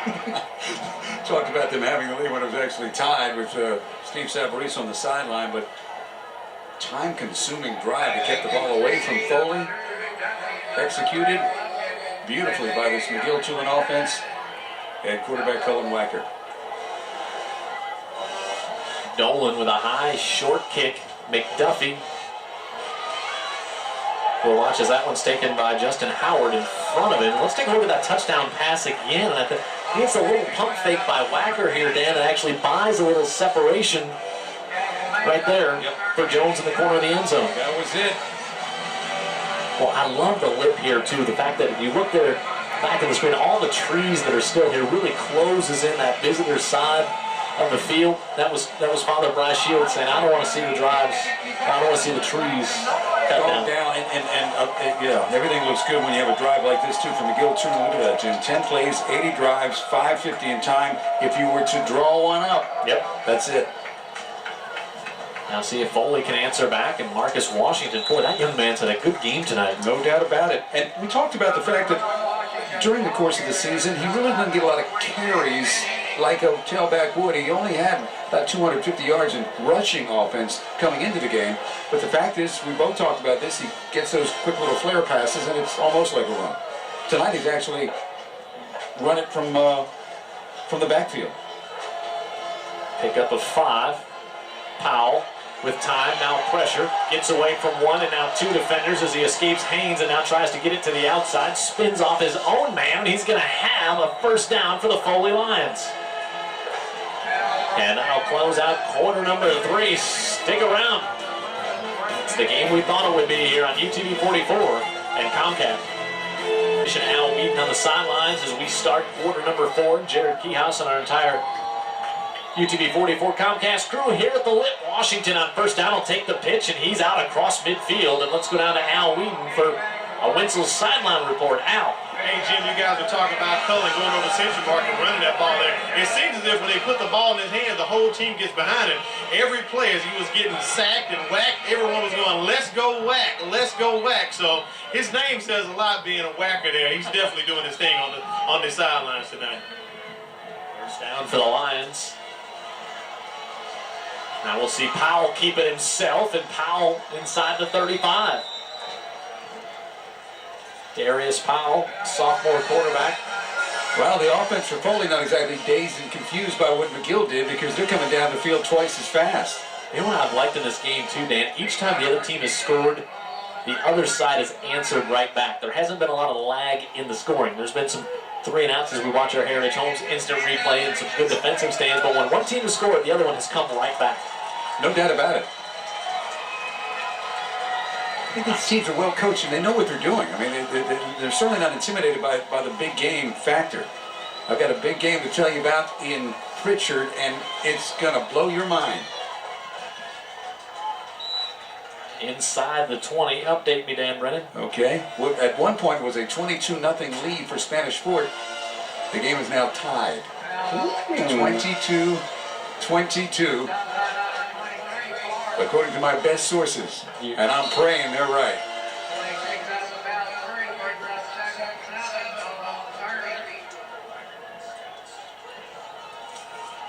So a 2nd and 7 now for the Foley Lions.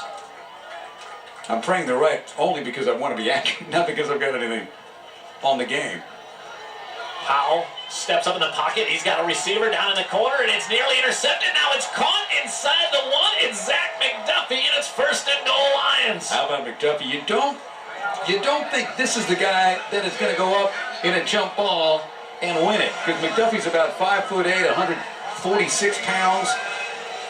You consider him kind of a possession receiver, but right here, one-on-one, and wow, it was just keeping his concentration. Fantastic. You know, Nettles is in good shape on that play. Had the ball. Yeah, Brandon Nettles does not come down with it, and in the deflection, here's Foley. First catch for McDuffie tonight. Powell on the right side, and he answers back for a touchdown. That didn't take long. And they went opposite the side of Fluker on that one. Sophomore quarterback leads his team down the field to answer as we watch our touchdown on a Heritage Homes instant replay. Well, for 160, he brings it. That young Darius Powell. There's Fluker, by the way. Hard to miss him.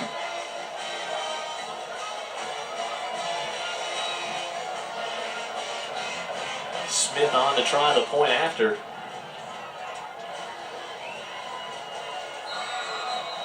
And it's good, and we're tied again. Now it's 17s on the board between the Lions and the Yellow Jackets on UTV 44 and Comcast. You're watching the UTV 44 Comcast High School Football Game of the Week. Game of the week, as we thought it would be. That's why we're here. It's the game of the week, 17-17. Foley and McGill tied as Foley takes it down the field and knots this game up. We're going to talk about the contrasting styles a little bit on these scoring drives that we've had so far, as Santa Maria on the kick deep to Jeremy Jones along with Kyle Jones and Kendrick LeSueur back deep for the Yellow Jackets. Might get a run back here because, again, the wind blowing right at Santa Maria. Santa Maria, a lot of leg into this one. Man. LeSueur will watch it. Does it stay in bounds or go in the end zone? No, it went out of bounds at the 1. Tough penalty there. So McGill will come out. So while we got a second, we'll talk a little bit about Cullen Whackers. We have so many times here tonight. Dan talked about Coach Savory saying how much he knows about the game, and Coach Powell telling us earlier this week that he really is just a student of the game of football. Right, that's exactly right. And like I said, it all goes back to he allows you to do certain things. And, you know, he's such a student of the game that he's like a coach on the field. A lot of times he probably knows more than a lot of coaches do. And, you know, but he puts in a lot of time. He studies film. He studies our game plan. He comes by every weekend, Saturday or Sunday, and he gets the videos, and he goes home and studies our game plan as soon as I get it completed here. And by Monday morning, he knows it just as well as we do. Good pressure there for Graves on the backside of Whacker. I mean, when Coach Powell says he knows it better than some other coaches, that speaks volumes. Yeah, and what an advantage that is to have it. But you know what? Trevor Graves at defensive end plays so hard. This whole Foley defense, I'm so impressed with them because, again, this is a tall order here tonight. They play hard. They come off the ball, and they are challenging McGill tonight. Yep. You talk about the disparity in time of possession, and yet a touchdown's a touchdown. 2nd and 11. Whacker hit in the backfield trying to spin free, but again, it's pressure from Graves, and he hauls him back down all the way around the 25, and a fired up Lion defense. That scoring drive, minute 54 by Foley, 7 plays and 73 yards. Let's look at their scoring drives here tonight for Foley. 5 plays a minute 51, 6 plays a minute 43, and 7 plays a minute 54. On the other side, McGill, 9 plays 406, 7 plays 44 seconds, 10 plays 1050. Yeah, it was Foley coming in that hadn't had the big strikes. Yeah, but they've gotten some big plays today, just enough. Whacker looking down the middle of the field, now to the far side. He's got it to Quentin Petty. And speaking of big strikes and quick strikes, first down, Yellow Jackets at the 32. Well, that's the one you call on 3rd and 15. You send Petty down the sideline, and Whacker gets it to him in good shape. Petty gets a step and a half right there on Lyman of the far corner. Heritage Homes replay shows a 40-yard reception by Quentin Petty. Last week, Petty had 2 touchdowns. He's got 5 on the year, and that his 12th reception of the season. How about this? Viger leads 28-22 over Spanish Fort now up in Pritchard. What a game that is. Nail biters all around the areas. This one incomplete. Miscommunication there, like between Powell and Petty. Between Whacker and Petty. I was not near Petty at all. I was seeing Coach Powell all the way out to near the hash marks on that one. He was wondering what happened too. There's on the other side Coach Watson. What a delight. You know, Coach. Great guy to visit with. Oh, both coaches. We say that every week. It doesn't matter. The people watch every week, they're probably like, isn't there any coaches they don't like? No, really not. There aren't. They're all so good to us. Read between the lines. Maybe there are a few. Whacker trying to turn it to the outside. Pressure from the Lions, and he'll get knocked out of bounds. I still think from that knee injury last year in the playoffs, Jim, was Holmes excellent. Oh, no. And Colin Whacker. A knee injury a year ago, I think, still has robbed him of some of that speed that he had.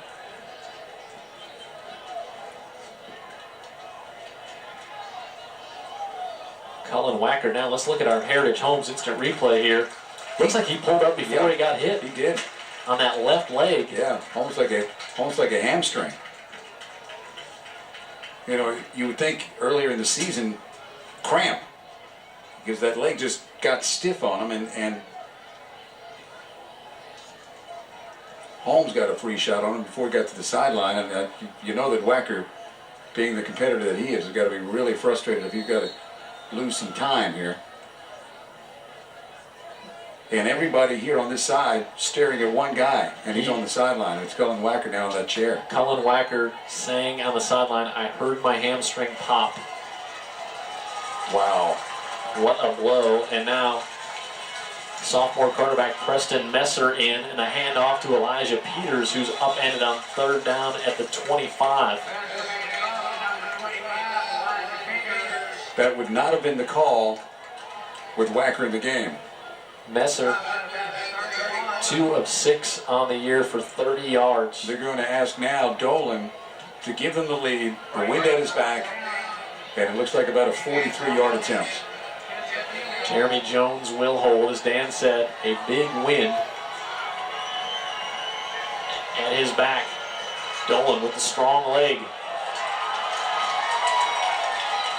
And it's no good. Just wide to the right. And this game, you can hear a gasp on the McGill sidelines. It is turned with the apparent pop of that hamstring.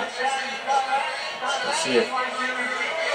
I'm assuming we got that from Al down on the sideline. Yeah, we'll see if Al hears anything new. But that kid is put together, I'll tell you what. He's up on his feet, and now you have to, if you're the McGill coaching staff, you got to rally your kids around saying, hey, we still got a football game to play. We're tied in here with 7:53 to go. Yeah, and we always talk about Whacker. Now you find out, how did they play without him? Well, we may find that out. Powell to Jonathan Wesley to the 20. First thing first, defense has got to slow down Foley, because Foley, when they score, it's been in a hurry. Yep.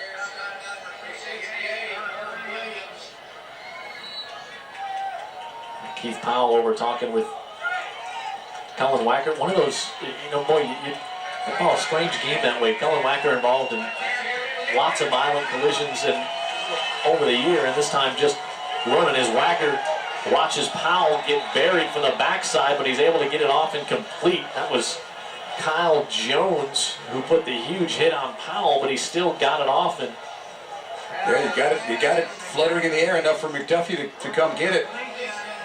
Look at that. That could have easily been a turnover. That McDuffie's a heads-up player, isn't he? Second catch for him. You said that in the Daphne game. He said he's my kind of player. I'll tell you, consider the fact that he's 146 pounds and he's been starting it for 2 or 3 years at a program like Foley. 1st and 10, and Wesley will be forced out of bounds on the Foley sideline. Let's go down to Al for a Winslow's sideline report on the McGill sideline. Al. Hey, thanks, Jim. It looks like that hamstring for Cullen Wacker there. They're wrapping it up. They're going to let him walk around and see how it feels. And we shall see. You know, he's a tough kid, so he may get back in, but it's wrapped up for now. And it's looking, it's pretty shaky right now, Jim. Saw him win some games on one leg last year in the playoffs. Literally. Absolutely. 2nd and 11 after the 1-yard loss from Wesley.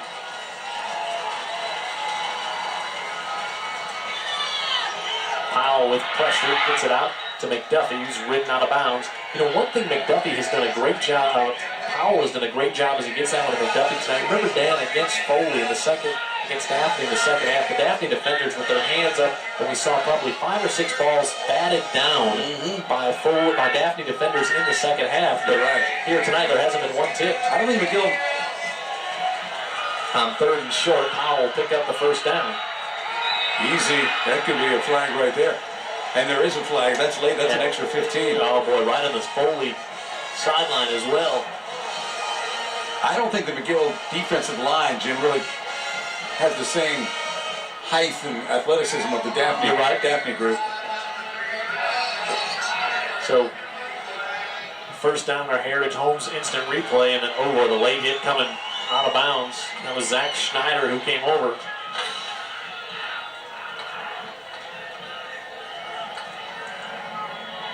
And this will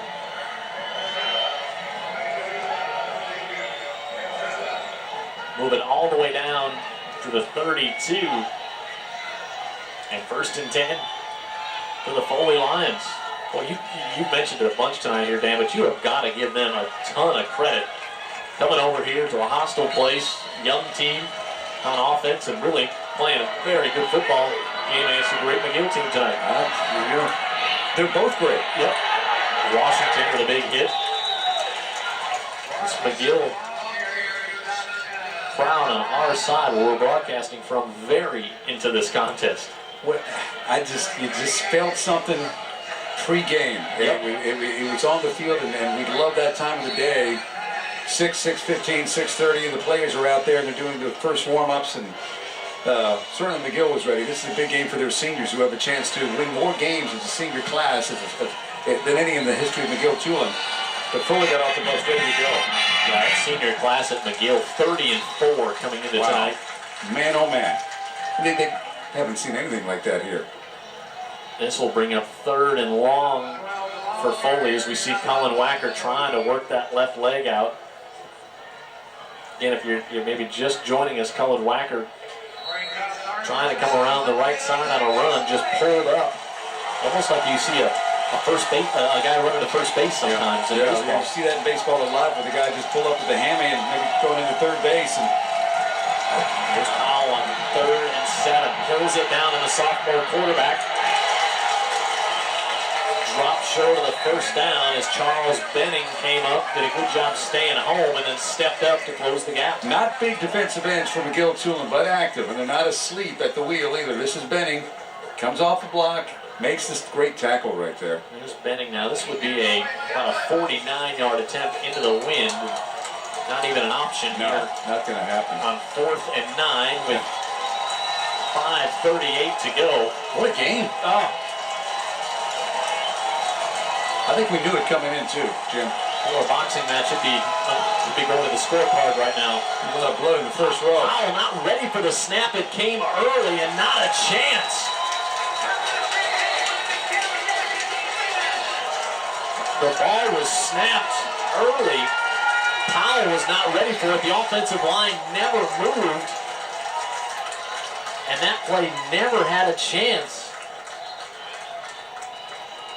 Look at our Heritage Homes instant replay. Powell the most surprised guy in the building that the snap came. Not a good feeling for a quarterback. We'll go to break. 5:18 to go. Tied at 17 on UTV 44 and Comcast. You're watching the UTV 44 Comcast High School Football Game. 17-17, 5:18 left to go in the game, but big story here right now is that young man, Cullen Wacker, and he is out there at quarterback. Yeah, I had a feeling he would be. You know, in these tough economic times, you don't waste that much tape on somebody that's not going to get back in the game. Wacker with the taped up hamstring. He said he heard it pop. Al Whedon was right there as Wacker was coming off the sideline. Yep. Trying to tell the doctors just what happened, trainers.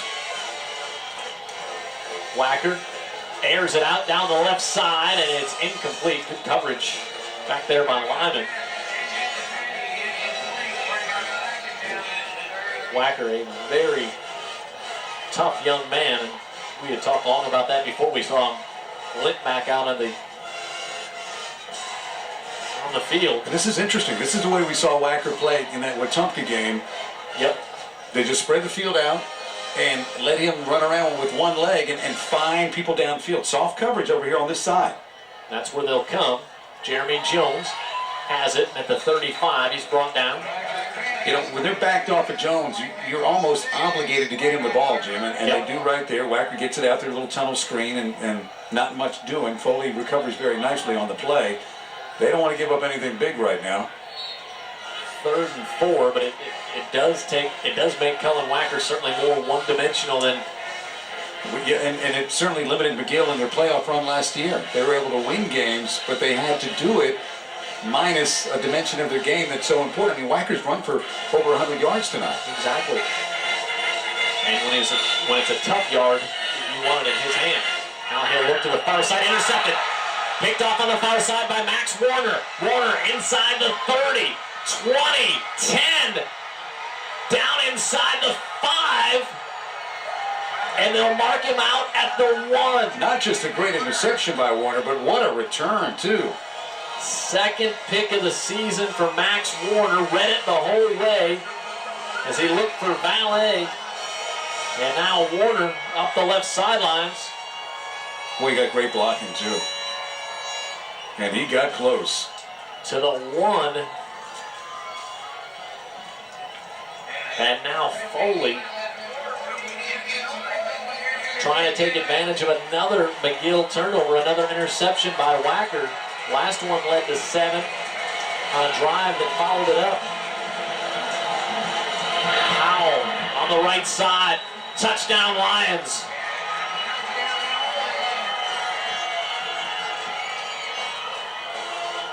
That time they do run behind Fluker. That always makes a lot of sense down there, just a yard out. And Foley defense so well coached, Jim.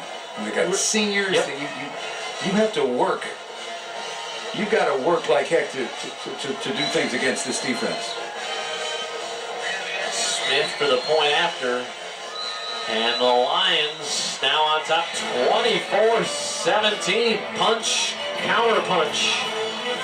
McGill will have the ball back when we come back. What do you know, huh? 24-17 Foley. Everybody from Foley got off the bus ready to go. The band at halftime. Coach Watson. There's Coach Powell of McGill Tulin. You're going to have some players to step up. Santa Maria will kick off. And boy, a lot of talk of maybe some rain tonight. No rain, a cool night. The cool front, the north wind has moved it in. And what a great night for football. Beautiful night, beautiful stadium. Great facility. Great press box. Lots of space in here for us. It's 2-deck, too. The group upstairs. LeSueur will take the high wind bobbling kick back to the 2. And LeSueur cuts it back and he's stripped from behind. Ball is loose. Anderson says Foley has it.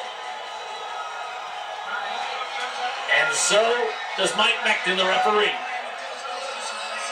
Marino, the linebacker.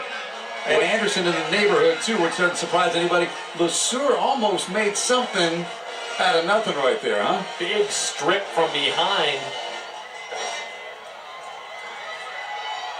Let's watch our Heritage Homes instant replay. Watch the swat from behind to knock it away.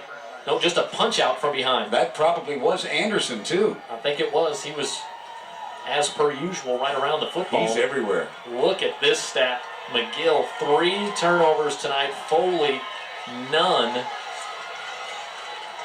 And now, time starting to become a factor on the McGill side as well. You're down 7, yeah. And Foley's got fresh set of downs at the 25. Foul. Jonathan Wesley might have got 1. I'm sure they have moved the ball against this McGill defense as well as anybody this season. McGill averaging, giving up just 9 points a game. Yep. And they've also taken the McGill crowd out of this game, and the Foley crowd is the one you hear cheering.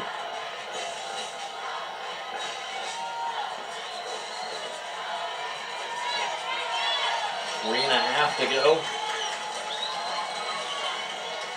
Powell gives it off to Washington. Washington.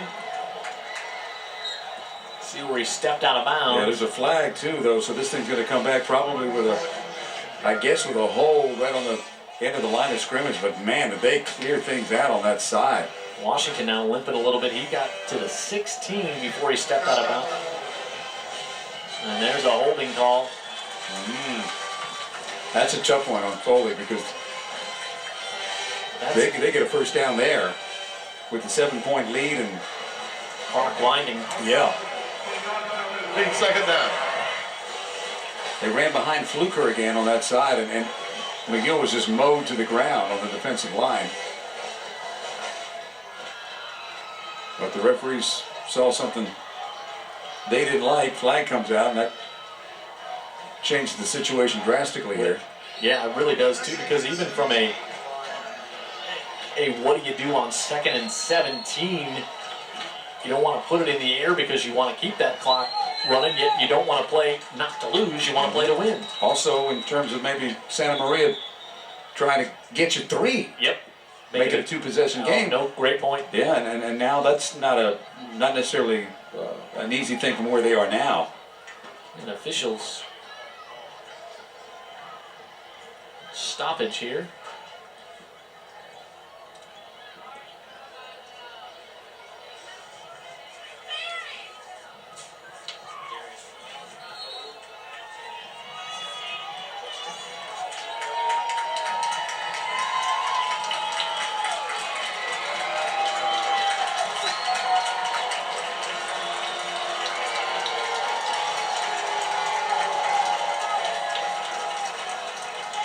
Powell on the keeper. He's got some room, and now Schneider comes up to make the stop. That's a big tackle by Schneider. Really is. And a timeout called for by McGill as well. 2:49 left, and McGill stops the clock. 3rd and long coming up. Latest report that I've got from Pritchard Stadium, Jim.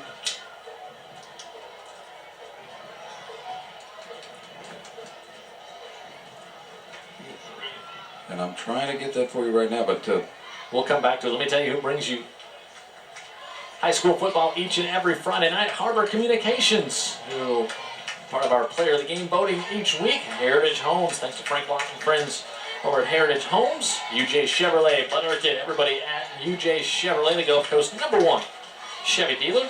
And so the Orthopedic Group. High school football supporters, Wenzel's Oyster House. Had lunch there today. I had the blackened shrimp, po' boy, broccoli, red skin potatoes. It was spectacular, and real too. And the gumbo. Yes, I had gumbo as well. I really kind of did I love the gumbo. Oh, the gumbo was so great. Wes Williams at Will too. Also a big fan of the gumbo. Wes Williams at tonight's game. Seeing a lot of high school football games. Thanks to Wes for his support of high school football. 3rd and 17. I'll make it 3rd and 12. They look to set up a screen. They float it in the air. Washington incomplete. Ooh, that was dangerous to being a fumble as well. Oh boy, Keith Powell looking for the call behind too. the line of scrimmage. Yeah. And that just floated in the air too long, and that does a couple of things. It stops the clock, saves McGill a timeout. Boy, Matchin wanted to run the other way with it. And Coach Powell on the McGill side was telling him to do so. And there's Todd Watson. Yeah, I think he's saying field goal. We're going to try a long one. I think they might want to take a timeout to discuss things. I want to thank Joe Vernell, stadium manager here at the Lit, doing a great job to help us with our getting everything set up. And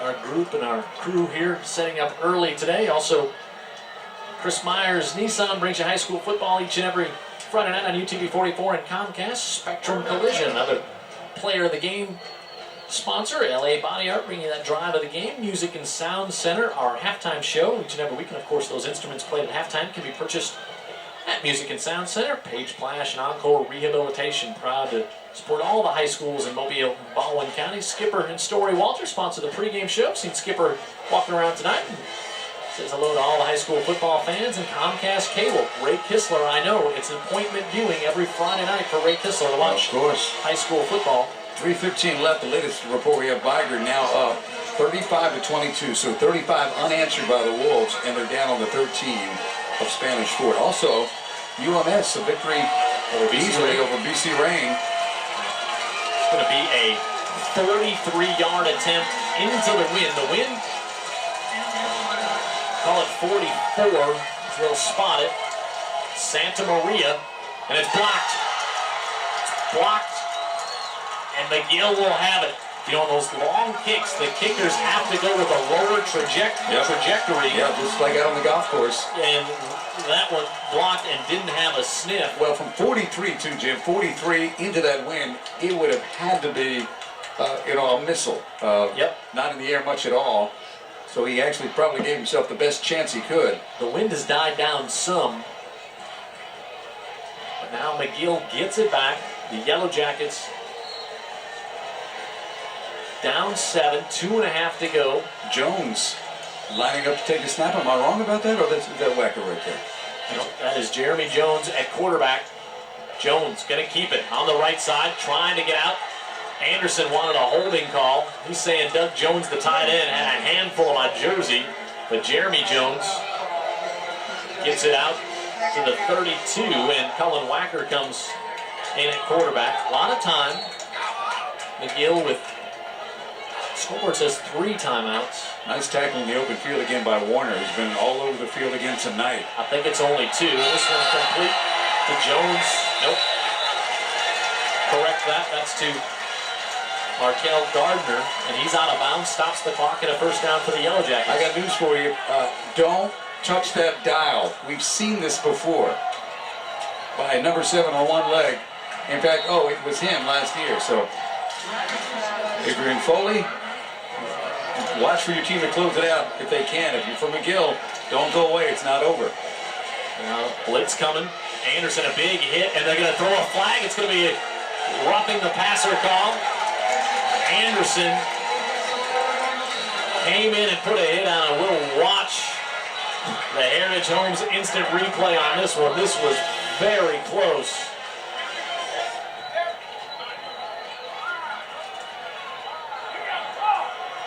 That's a big call. Personal foul, roughing the passer, 15-yard penalty on the defense, automatic first down.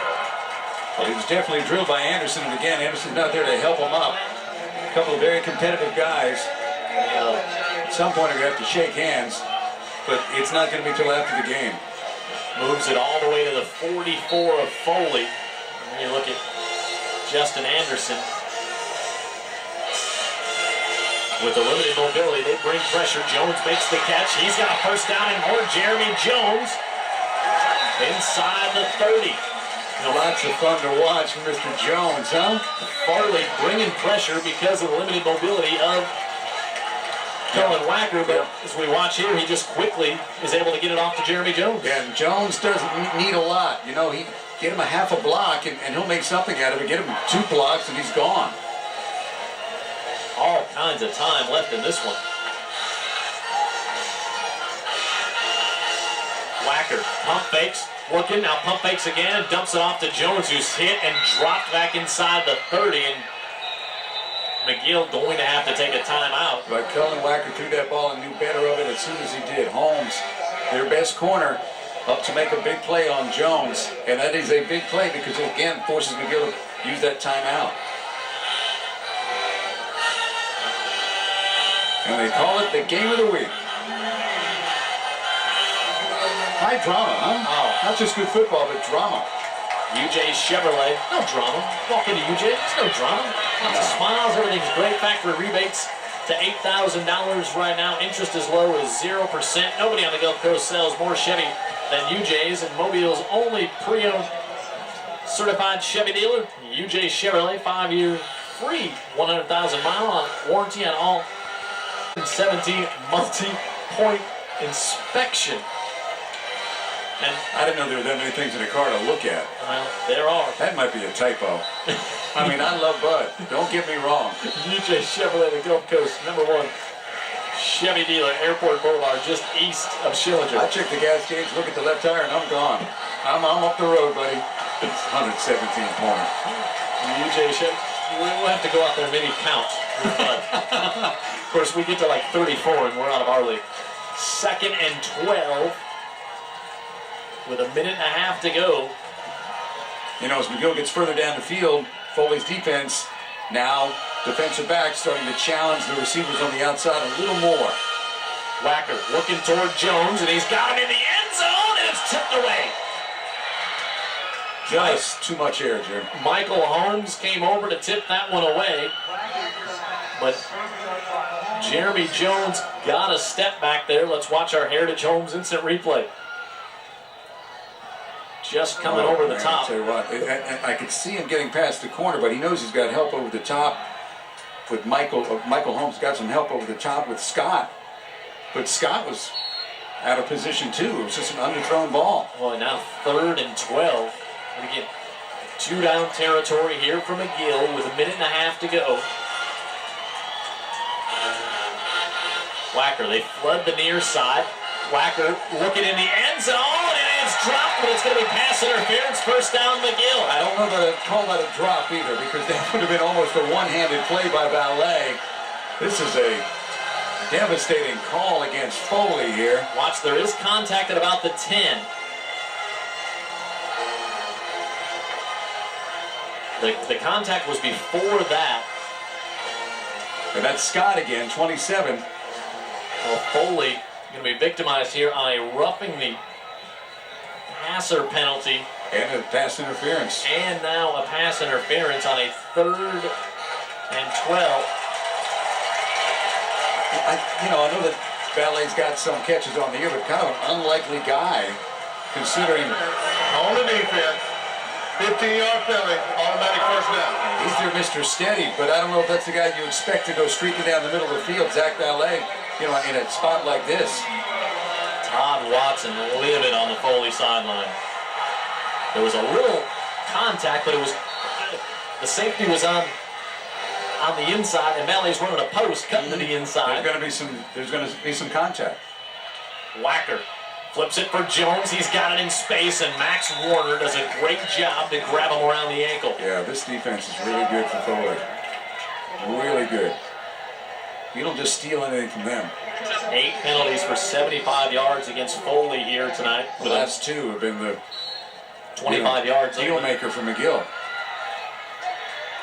Inside a minute. 2nd and 4 from the 9.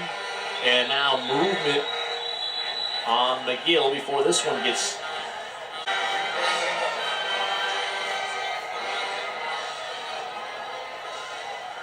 Is that right? 2 timeouts left? I thought they used 1 when Foley had the ball, and they've used 1 on this drive, but the scoreboard says 2, but I thought they used 1 when Foley had the ball. Jones moves to the outside on the left. They get it to him. Jeremy Jones cuts back, and he's brought down at the 10. Now they'll have to hurry on 3rd down, and they're going to take a timeout. Lyman, the linebacker, one-on-one with Jones. Big play. At about the 10.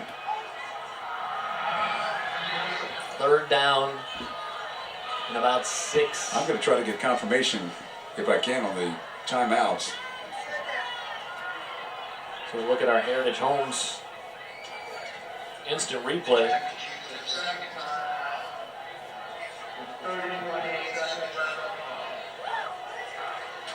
Coach Powell talking to the Yellow Jackets.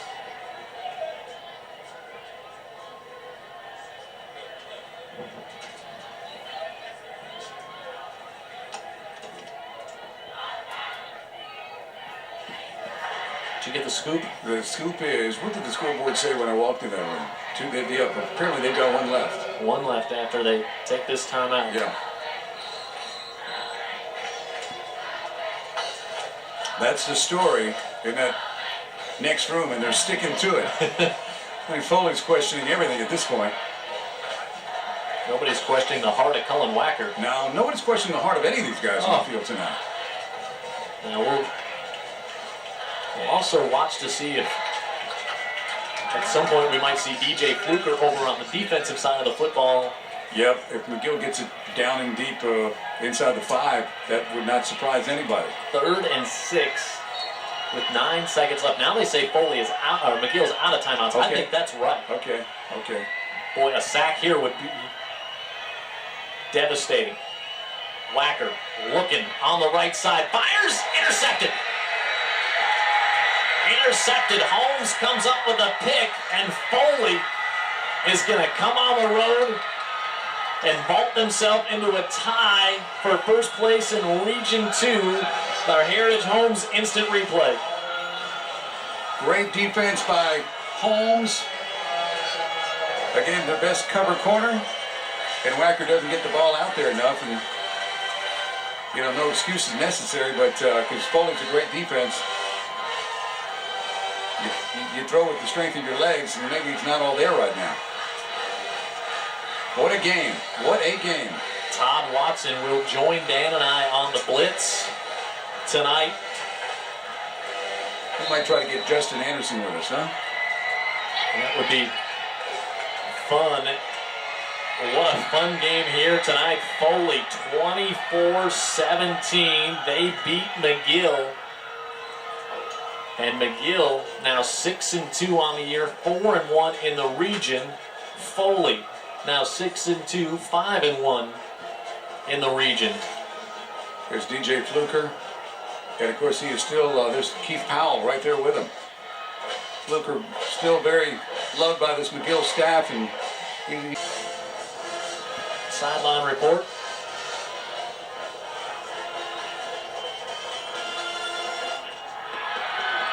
We're down here live with Coach Todd Watson. Congratulations. Big win tonight, Coach. Talk about this second half there. Well, I'm just so proud of our kids. They really sucked it up and went out and played a very good McGill football team. And just kept fighting and battling. And we got some plays when we needed to make some plays. And ultimately, that was the outcome of the game. Turnovers definitely worked in your favor. I believe you got 4 tonight. Well, and that's what you've got to do against a good team. You've got to force some turnovers because we can't just sit there and they'll run it down our throat if we sit there all night. And we were fortunate that we got those turnovers, and that kind of put us over the edge.